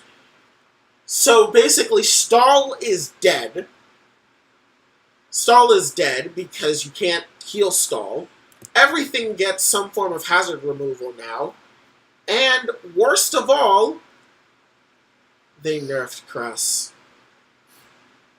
Cresselia got nerfed in stats. They nerfed Cresselia? Why? I don't know. There were 3 Pokemon they nerfed. Zacian, Zamazenta, and Cresselia. One of these is not like the other. They at least gave Zamazenta Body Press, finally. Now it'll actually be usable in Ubers. But still completely outclassed by Zacian. Because at the end of the day, Fairy Steel is broken. Yeah. What is your favorite of the new Pokemon that have been leaked so far? Because I'm having a hard time. Like, I'm really liking the designs of these mons. Yeah, like, for me, Darkspawn is... I love it. I love Darkspawn. Because it's just Fido, but burned. I love that. One of my favorites is... I like Palafin. So this character... So Palafin is a Pokemon that, first of all, it's our second Dolphin Pokemon ever, with the #1 Dolphin Pokemon being Kyogre and an Orca. Wow. Palafin's a Dolphin that's Superman. Palafin is just Dolphin Superman, and I love it so much. It has an ability called Zero to Hero, where if you switch out, you turn into your superhero alter ego, and you just go to town on shit. It's really cool. He has a giant heart emblem in the center of his chest, like a Superman logo, and I believe, like, the way he's designed, his back looks like it has a little cape flowing, and he has rippling muscles, and it just looks really cool. And it gets this move called Jet Punch, which I believe is just like another, I think it's just better Aqua Jet that's a punching move, which then will work with the Boxing Glove item, and Palafin is just so fucking cool. I do like the Knackley line. Oh yes, the Knackley line, the Salt Pokemon. That Pokemon is so cute. Yeah, but we also have, like, Garganackle. I love how all 3 of stages of its evolution have Knackle in it, which is like science nerds will know, it's the scientific annotation for sodium chloride, salt. Yeah, very, very, very creative, and I am bothered a little bit by the fact that Knacklistack is it looks like a Minecraft pig. It does. Like, the more I looked at it, I was like, holy fuck, that thing looks like it's in Minecraft. Because its face literally looks like a Minecraft pig. I know. Something else that they're introducing is a move called Revival Blessing, which is a revive as a move. Which in competitive, in my opinion, is going to be metagame warping. The ability to revive a teammate has never been seen in in competitive Pokemon. Because in competitive Pokemon, you don't use items. So, this is completely unprecedented. What the hell? Dunsparce's evolution's literally called Dunsparce? Yeah! It has 2 forms! I see that. Oh my god, that's so dumb. I hate it. Yes, the Dunsparce. Wait, it literally just grows a second thorax? Yeah! That's it? Yeah, it's just a second thorax! I love it. I love it. No over-designed dragon bullshit. It's just Dunsparce with a second thorax. I love it. You know what? Now it's even more of a snake now, so fine. I will say, Clodsire, the evolution for Paldean Wooper. I love it. It's so simple, but like, he's a simple man that lives a simple life. Let me see real quick. Another one that I think is really cool. Where is it? Yes, Goldango.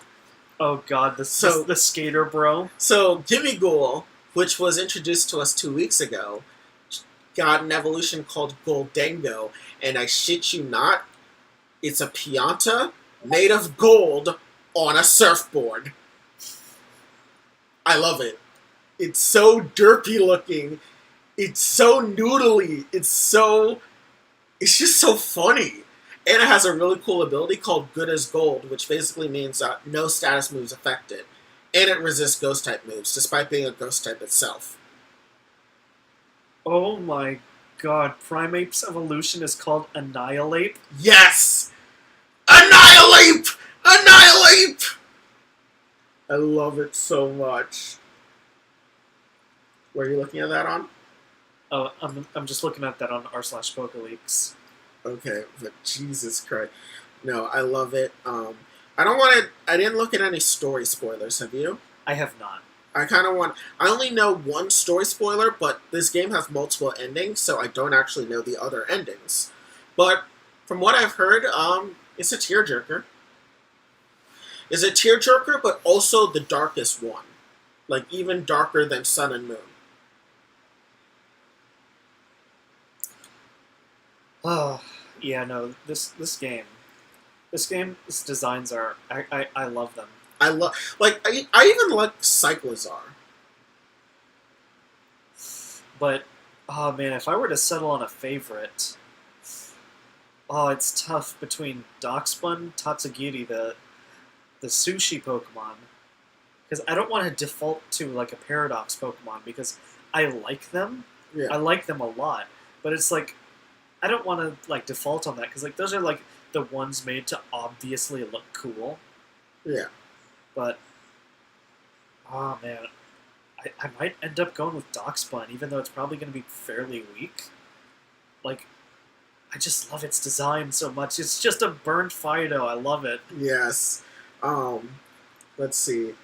What do you think of Oikalone? What do you think of Oikalone? Which is the Lechonk evolution, which is just a fancy pig. When it has cologne in the name, we're already getting an indication of what it's about. Yeah. What do you think of the starters' final evolutions? We have Meowscarada, Skeledirge, and Quaquaval. I like them a lot. The problem being is that their hidden abilities are absolutely busted. Yeah, so Meowscarada gets Protein, Skeledirge gets Unaware, and Quaquaval gets Moxie. Yeah. Which are all pretty good abilities. Unfortunately, Protein did get nerfed this generation. It now works you only change your type once per switch in. Yep. Which, to be honest, I think that has less to do with Protein being broken, and more being, how would you balance that with Terra types? Yeah. I think that's why. I think that's why they nerfed it. Because that's why they got rid of Pursuit originally, was because uh, the words I'm trying to find. That's why they got rid of Pursuit originally, because it wouldn't interact with Dynamax correctly, with the HP and all that stuff. Right. What do you think of Mousehold? Do I even want to get into that? That looks like a monster, especially because we have an indication as to what its signature move is, Population Bomb, which what the fuck? What the fuck, Pokemon? You named it Population Bomb?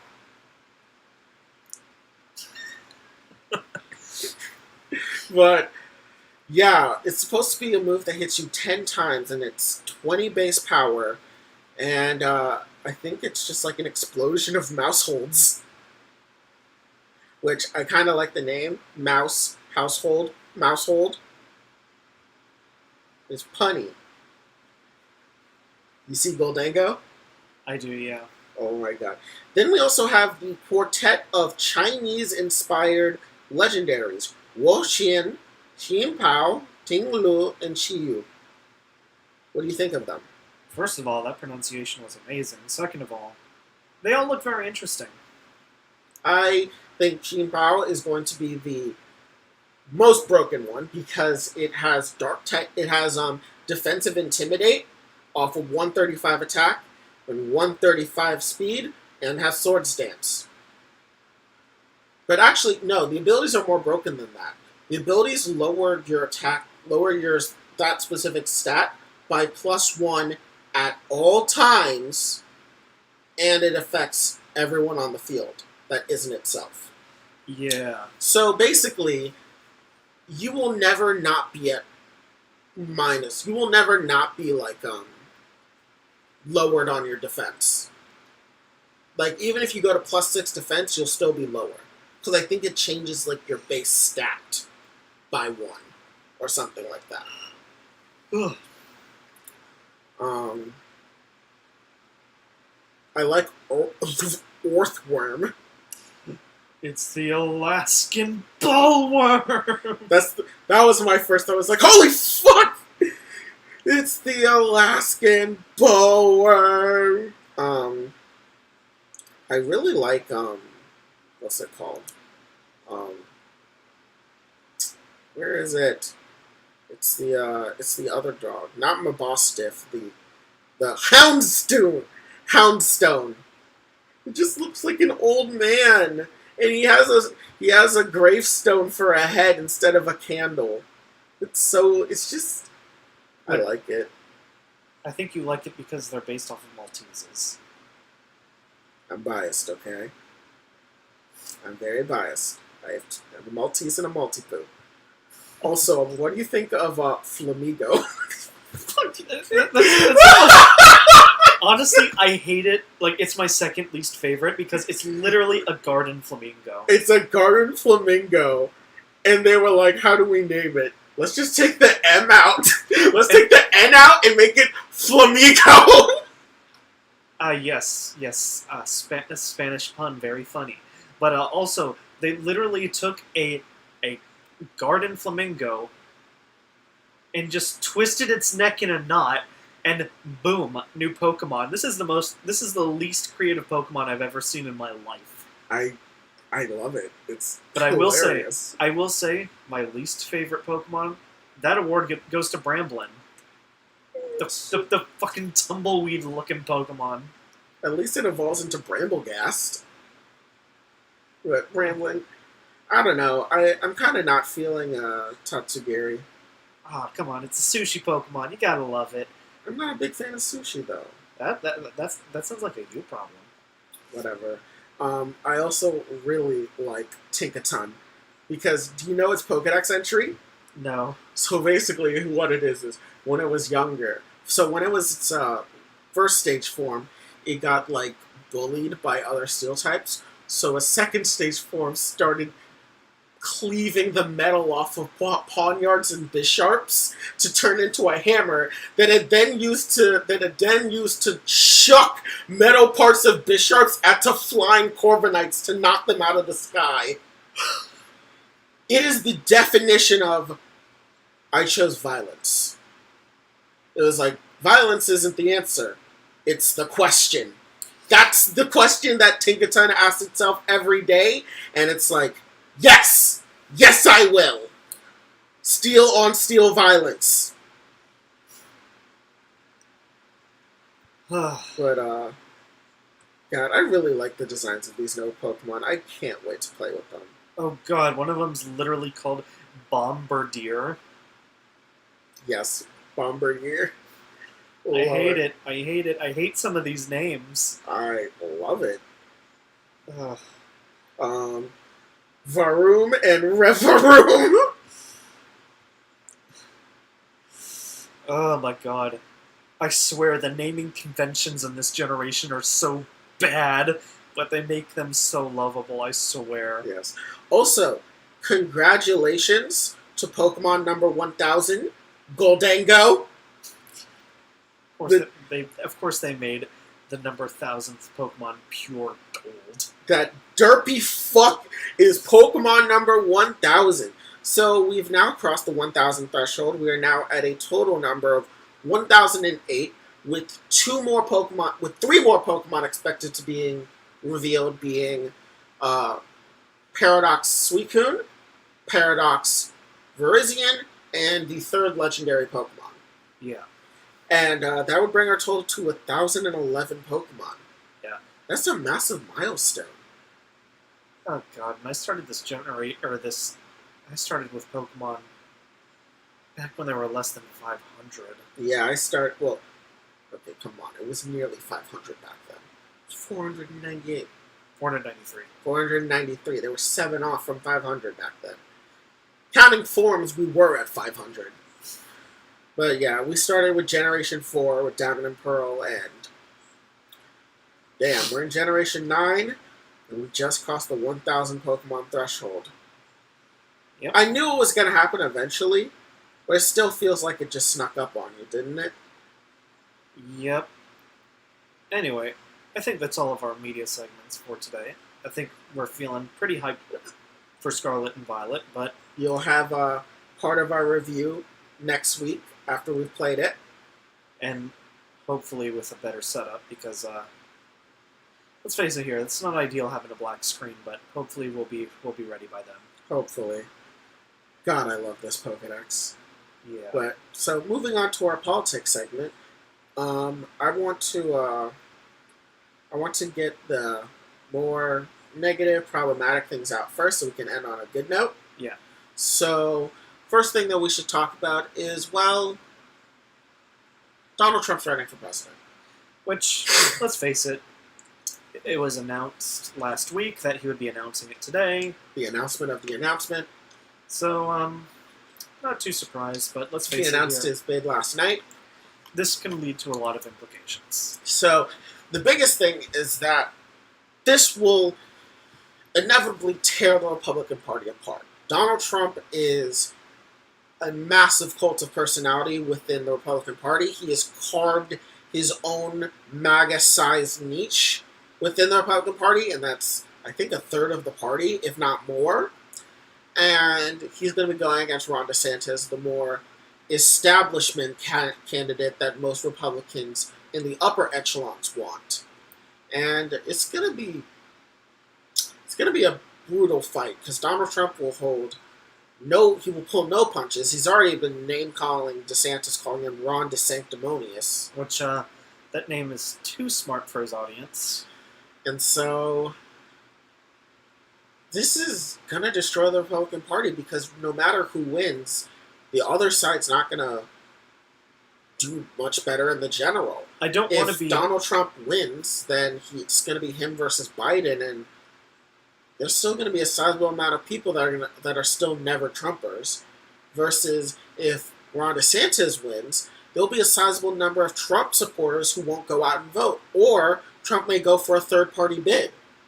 I don't want to be too hopeful that they'll tear each other apart, because I'm going to be honest here, I don't really want to prepare for that outcome when many other outcomes could be possible, but this is what it's looking like it's going to go, which, if it is, prepare the popcorn, because it's going to be a blast to watch. Yeah. But I just want to be prepared for other outcomes, because I think we're all missing the bigger picture here, is that fascist is running again, guys. Yeah. We do gotta buckle down and prepare for this. But the difference being is that Donald Trump was a fascist, but he represented the incompetence of fascism. Ron DeSantis will not be that incompetent, and he's also a fascist. Yeah. Which, mind you, we are still in a really good spot to handle both of them. Just let's not get complacent here. We gotta buckle down and prepare. Yeah, no, like you still need to vote. Please vote. But the big thing coming out of this is going to be the fact that it will really, like, the battle between DeSantis and Trump is really going to determine,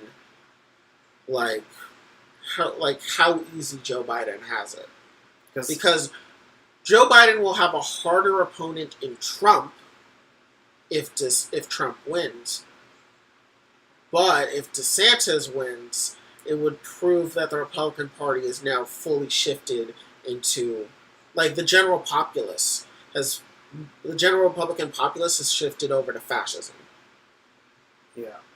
Like, obviously, Donald Trump is in my opinion, Donald Trump is the best candidate to win if he wins the whole thing. If Ron DeSantis wins, then Biden has to win. Yeah. But either way, I want Biden winning regardless. Because, I'm going to be honest here, I don't see a future where Biden isn't running. Yeah, he has to run. If he runs Kamala Harris, we're losing. Like, if Kamala Harris is the main one. Yeah. He needs to be the face of it. Because, let's be honest here, her optics are less than positive right now. Like, people don't know aren't aware of what she's doing. And to a lot of people, the idea that, oh, she's running, what has she done as her time as vice president, is going to be looming over a lot of people. Exactly. And, I mean, mind you, if she runs, then it'll be easier to run a different candidate against her. But, what are the chances of that being successful? Yeah. Especially when, Biden's the guy, Biden's Dark Brandon, everybody. You could literally coast off of that energy alone and probably coast along just fine. Yeah. The big thing I'm wondering, though, is who their running mates will be. Donald Trump has basically signaled he wants Marjorie Taylor Greene to be his running mate. I don't know. I don't see that happening. I'm sorry. I see Tulsi Gabbard happening. I'm sorry. I don't see Tulsi at all. Oh, wait. Actually, no, I take that back because she was just brought on as a Fox News contributor now. Literally this week, so I take that back. I do not see Marjorie Taylor Greene. The thing is that he is a big fan of her, and he's been pushing for her hard. We know for a fact Mike Pence is out. Mike Pence is not coming back. He's long gone. He's not coming back, but he's really pushing for Marjorie Taylor Greene. And I do not know who's left within his campaign team that would say no to that. Because you have to remember, all of the people in his previous campaign team that got him Mike Pence are gone. This new team may be full of diehard sycophants that would enable a Marjorie Taylor Greene pick. And for Ron DeSantis, I have no idea who would pick. He isn't that well known on the national stage to the point where a combination of him and another Republican could boost himself up, you know? But he does have the backing of the establishment right now, because do you see how many people are hyping him up as far as news commentators and magazines? Yeah. No, all the pundits are hyping him up. But at the end of the day, who in America gives a fuck about Ron DeSantis that doesn't live in Florida? Yeah. I only hear about Ron DeSantis from Floridians. No one in the fucking conservative neocon in Idaho, do you think they're yeah, Ron DeSantis doing it great? No, they probably don't give a fuck. They do know who Trump was, though. And they know Trump ain't no lib, so they may go vote for him. Yeah. I'm just saying, we better watch out for the possible campaign from the Republican establishment to run him. Yeah, but that's the only thing that could bring him into the limelight. I'm very confused on just how they can do it. How can they pull it off? Trump is massive. Like, any attacks that they pull against Donald Trump, like, I don't even know if his base would care. Like, you already see the pushback from, like, a lot of, like, diehard Trump Republicans. Yeah. They're like it's Trump or nothing. Yeah. But at the same time, there is that small niche of Republicans that didn't vote for Trump. They aren't massive, but... But the difference is that I feel like that group is going to be split down the middle between those that will return to Republicans and those that will continue voting Democrat. But I wouldn't really count on that group, really. Yeah, it's there's definitely a lot to consider in this situation, and the fact that his announcement happened literally today. There's a lot that we need to prepare for, and yeah, if the funniest circumstance happens, which of course we opened with, better prepare the popcorn because it'll be a blast. But yeah, we still shouldn't coast on the fact that a possible bloodbath within the Republican Party is possible. Especially because the main thing I'm thinking about is all of his DOJ investigations.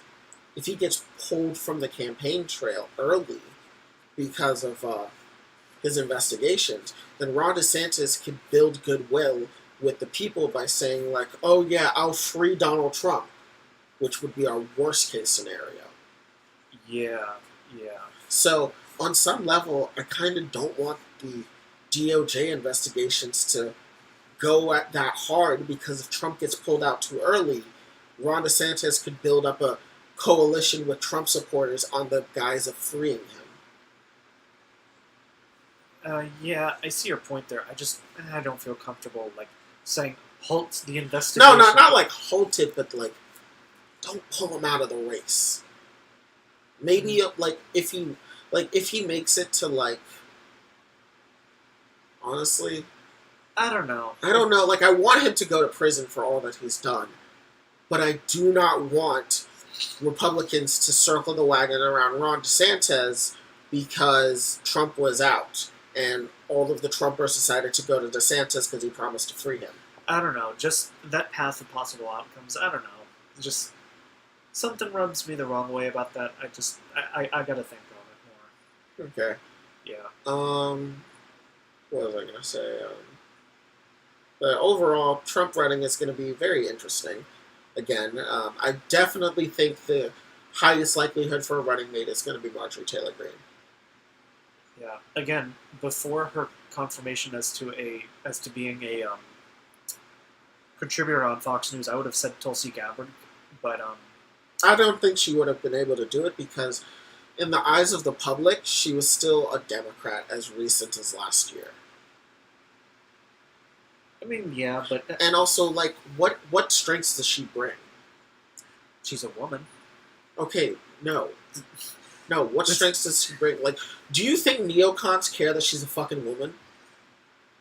They'll make a faux big deal about it. Yes, but is that going to attract neocons? No. Is it going to attract liberals? No. So I think Marjorie Taylor Greene would work better for him because of the fact that she is just as crazy as he is. No. She is much crazier. She is. No. Well, she's much crazier than he is, but she has her own little group of people that likes her because, one, they're just as crazy as she is, and two, she's hot. No, she's not. No, she's not. When you get past the smiling Titan face, the rest of the body. No, I've been pretty open about this. I think conservatism makes people inherently unattractive. I'm sorry. No, I agree. Just some of them are just... I see Marjorie Taylor Greene the way I see Kirsten Sinema. You're not helping your case here, buddy. Whatever. You're not helping your case. It's undeniable. Listen, they call her QAnon Barbie. There's a level of her physical attractiveness. I feel like they call all blondes that are in her sphere like something Barbie. No, but she is QAnon Barbie, and she's embraced that, which to me says that her level of physical attractiveness is part of her appeal. And Donald Trump working with that, like, let's be honest here, put yourself in the position of your average neocon male who is probably some overworked guy some overworked middle class guy sitting there with his wife that he definitely doesn't want to be with but feels like he needs to be with, and then he sees Marjorie Taylor Greene, he would be like, yeah, I want that. I want out of this conversation, please. I'm saying that Marjorie Taylor Greene is probably his best bet on all accounts. Yeah, I guess. Like, she will pull in dieharders that could have been skeptical about Trump, saying, like, I don't know, I heard some things. She could be like, no, Donald Trump is the greatest thing. And she's like, well, if she's saying it, then maybe Donald Trump is right still. Because there are some of those people who, I've seen them online, where you could tell they're deep in the QAnon stew, but they don't like Trump. They think he's been compromised. But if someone like Marjorie Taylor Greene reassured them that he wasn't, they'd believe her. I'd have to give it more thought because, I don't know.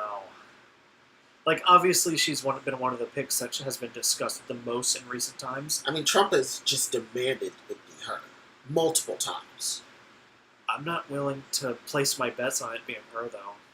I mean, it really depends on how strategic her seat is.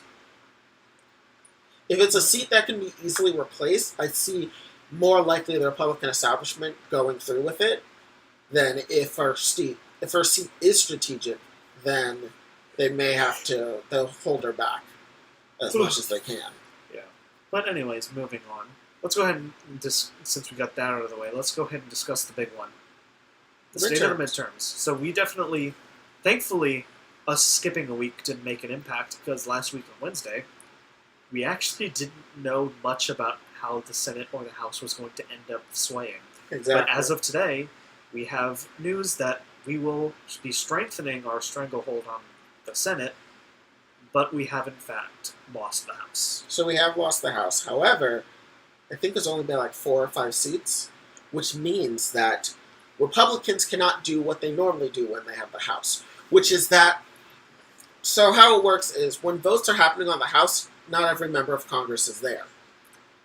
There's usually an assorted amount, but not all of them are there. There's over 500 of them.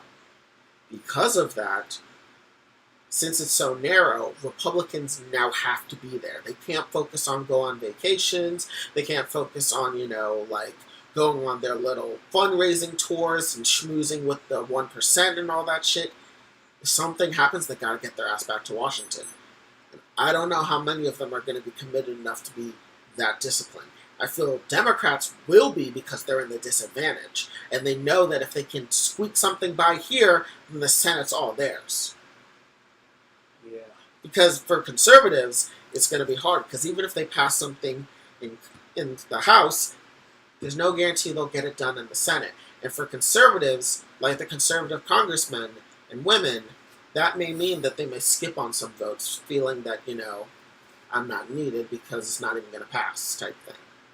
Right. They have to be on their A game. So it's a very slim majority in the House, which is way better than what was projected before. Yeah. And also a complete role reversal of when we first started talking about the midterms. Yeah. Let's face it, I would say before we started, diving deep into the hopium over the past week, both of us expected this outcome. And so, honestly, we're in a much better spot than we anticipated. I expected us to still have a 50-50 tie, which gaining, us being where we are in the possibility where we could gain a potential seat with the Georgia runoffs. That would be great. Going up by 1 would leave us in a good spot, and I think if Stacey Abrams does her work in that state and gets young people and people of marginalized groups to vote en masse, we could see a repeat of the 2020 runoffs. Well, you have to remember the big thing that happened in the last. Hold on one second. Breaking news. Speak. Mike Pence tells CBS News that he's closing the door and testifying before the January 6th committee. Congress has no right to my testimony, he says. Wait, so it's not happening? Yeah, he's not going to participate.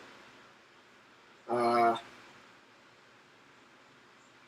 mean, it makes sense because in January 6th, it's very hard to believe that he wasn't complicit in everything leading up to January 6th. I see a massive "I plead the fifth" hanging right over him. So, yeah, no, it makes sense for him not to do that. Yeah.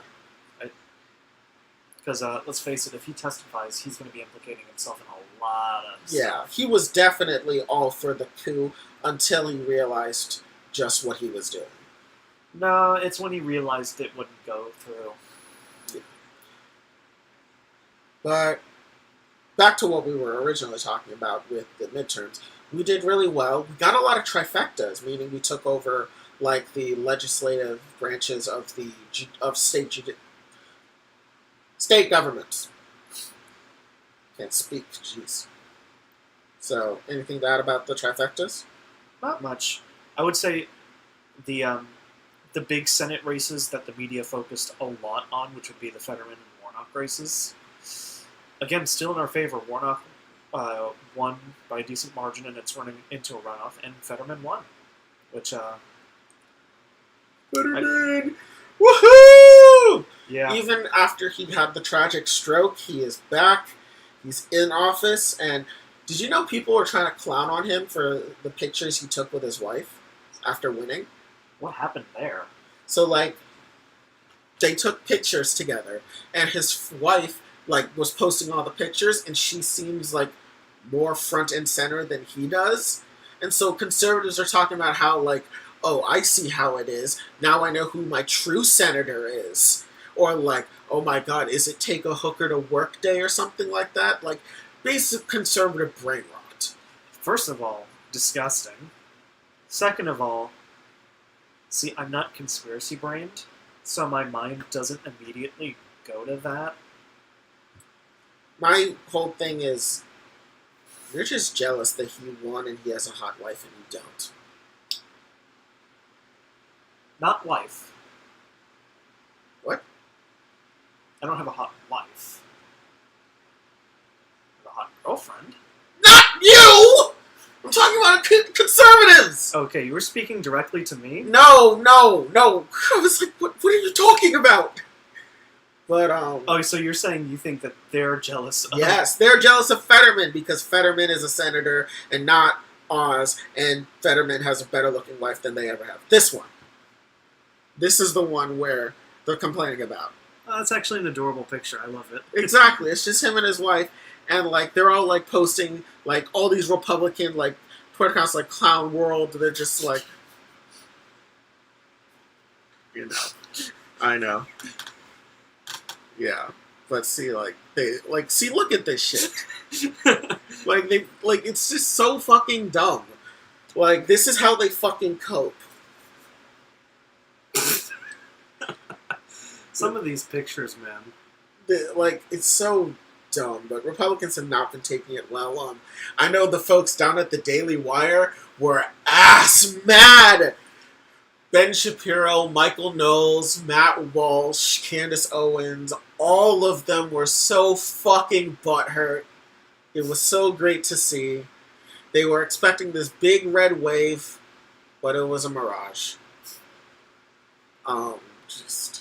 Yeah, but they did take over the House, unfortunately, which, again, before the giant hopium fuel that we got right as the midterms were happening, we expected this outcome. Yeah. One thing that I've seen a lot of Republican pundits talking about is, wow, young people voted in this election. Maybe we should change the voting age to 21. Which just shows when a group of people don't vote for them, they want to take your voting rights away. Exactly. And that's never going to happen just because the voting age of being 18 is enshrined in our Constitution, and I don't think they would ever be able to get away with changing that part of the Constitution. Yeah.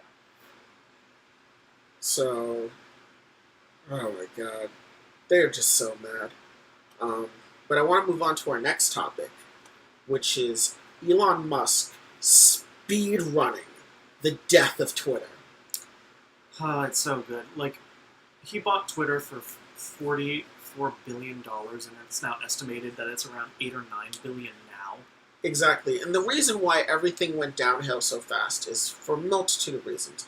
One of the big reasons was that when he first initially tried to buy Twitter, he broke a non-disparagement agreement about Twitter where he complained about employees and the work culture of Twitter during the time they were negotiating, which then locked him in to buying Twitter because he tried to pull out of it. So now that he has it and he's the sole head of Twitter, he's made a lot of problems happen. He fired, I think it was half the staff of Twitter.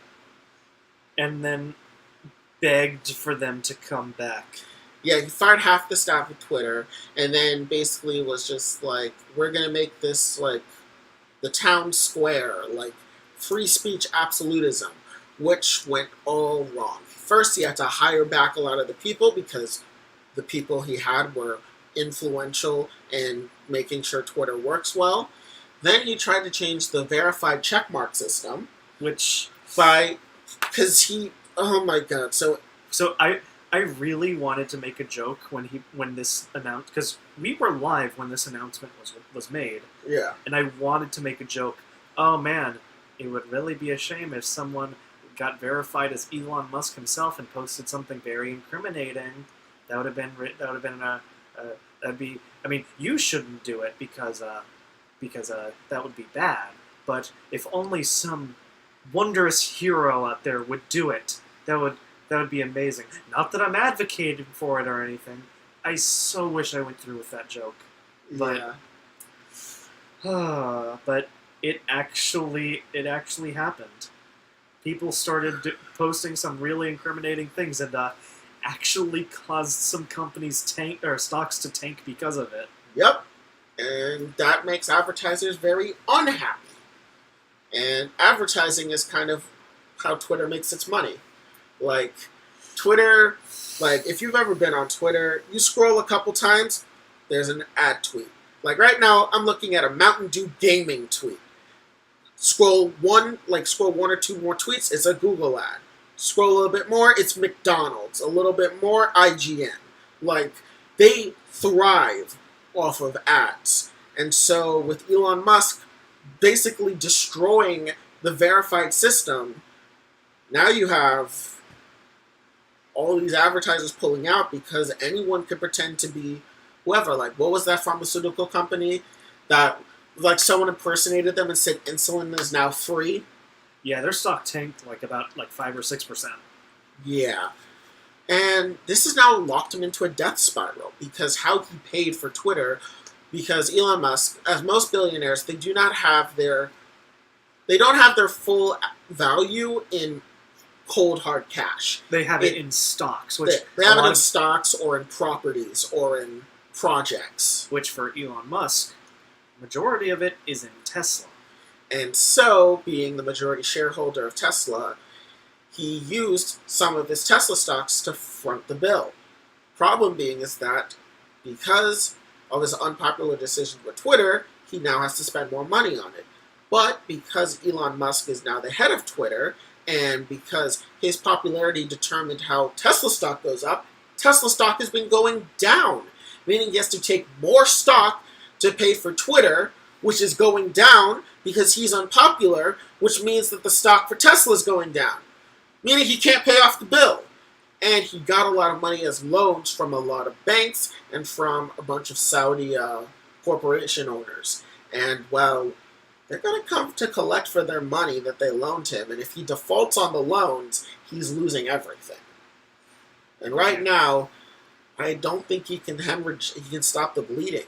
I remember Vox, they tried to reach out to the Twitter communications department for comment. And guess what? There was none. They all left. It ceased to exist, and so they had to try to contact Elon Musk directly. Or did you see the tweet thread of Elon Musk getting coding advice from randos on Twitter? I didn't see that. Yes, he was asking randos on Twitter for coding advice on how to code Twitter. That sounds like a one-way road for people to infiltrate Twitter themselves and get a lot of personal information. Please don't do this if anybody's listening. Please don't. Like, it's a big meme, I get it, but, like, just don't. Please. God, Elon Musk is just speed running how I can kill a company as fast as I can. But on the bright side, it is damaging his image as the Tony Stark of the modern day. Thank God. Oh my God. He's the worst thing to come out of Africa. And they had Ebola. And so, like, in my opinion, this is good because he's already announced that he's trying to pawn off Twitter. Did you see that? Which, considering how much the company has been devalued since, it's going to be hurting. It's going to be hurting real bad. Yeah. Like, if he pawns this off, like, he's not making his money back. Oh, but God, also, no. Depending on how much Tesla stock he uses up, he may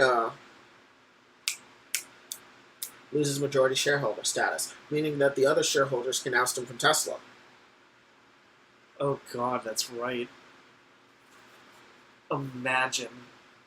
Oh man, imagine how much he would lose. Yeah. So yeah, now he's looking for a new leader. 2 weeks. 2 weeks. It's been 2 weeks, and I want to say how the mighty have fallen, but let's face it, he's an unimpressive person. He really is. But with that out of the way, I think the next 2 things we have to talk about are positives, though. So, the first thing, we talked about the midterms. Talked about, there's one more thing I wanted to talk about. Okay, I'll just start with this one. So, the Protect Interracial and Same-Sex Marriage Act got voted on in the Senate today. Oh yeah, no, wasn't it like the Respect Marriage Act or something like that? It's the Protect. Yeah. It's like the Protect Marriage Act, which is an act which would codify same-sex marriage and interracial marriage into law, because after the revocation of Roe v. Wade, Clarence Thomas indicated that LGBT marriage and interracial marriage could be revisited. So if we codify it into law, it would make it very difficult for them to be revoked, which we are very happy about, both for, obviously, public political reasons, but also for personal reasons as well, because he is in an interracial. God damn it! Do you realize if she was listening right now and you just released that as some big bombshell, how much trouble I would be in? No, not open. Interracial. Jesus Christ. He is in an interracial relationship, and I have been in interracial relationships, and so obviously we'd want that. But even as just a personal, even as a public stance, like, we obviously want everyone to have access to interracial marriage and same-sex marriage, because everyone should have the freedom to marry who they love. Yeah, yeah. For once, our Senate did something good, because there was a total of 61 senators voting yes, and 37. That does. One of them was missing. Yeah, 37 voting no. Actually, it might have been 38 actually, because I know only 99 senators. Only 99 voted. 1 abstained, but I really glad it happened. That meant some Republicans had to come over and vote for it. Obviously, Mitt Romney voted yes for this, because at this point he knows his days are numbered. Yeah, I mean, let's be fair here. He's the most centrist Republican that there is out there. Let's be honest. Yeah, he is the neoconiest of neocons. Yeah. Which, unfortunately, is considered left-wing by the right. I mean, remember how, you know how we on the left consider most Democrats. Yeah. Center right to center left. in that dubious little area there. Yeah. But, Mitt Romney, he did well. Funnily enough, Mitch McConnell voted no, despite being in an interracial marriage himself. Yeah, you gotta love how that works out. Little Yertle the turtle doesn't care about his actual wife, so yeah. But I'm just really happy that something good has happened in the Senate. I think the last time was when that Environmental Act got passed. Yeah, no, we all know how the Senate functions. They're there to impede progress of any kind. So it's good when one thing drips out from the mess. Yep. But overall, things are actually kind of looking up for us in the Yep. world of politics. It's been doom and gloom lately, but things are starting to look up. We've been getting some of these victories, and every bit counts. Every bit counts. And to all of you that voted, thank you. Your vote definitely matters. We both voted, obviously. And yeah, just keep participating, keep voting, keep listening and watching and researching and helping in your communities. Because as bad as things have gotten, good things have happened and things can get better. We just have to keep pushing for it. Yeah, definitely. I really think that because of the fact that the country as a whole didn't fully give up, the midterms weren't as bad as it was projected to be. Yeah, I mean, again, like despite the fact that Gen Z should have come out more, Republicans are mad at us. Exactly. So that means Especially- we're doing something right. Yeah, and I mean, part of it is also because Republicans have fully bought into the idea that elections are rigged, so some of them have just stopped voting. So, but I'm just glad that we can end a politics segment on a nice note. Yes. So yeah, overall, an overly positive episode of the podcast. A lot of good news came out. A lot of great media has come out or will come out, and yeah, we're just really excited. We'll be back next week with a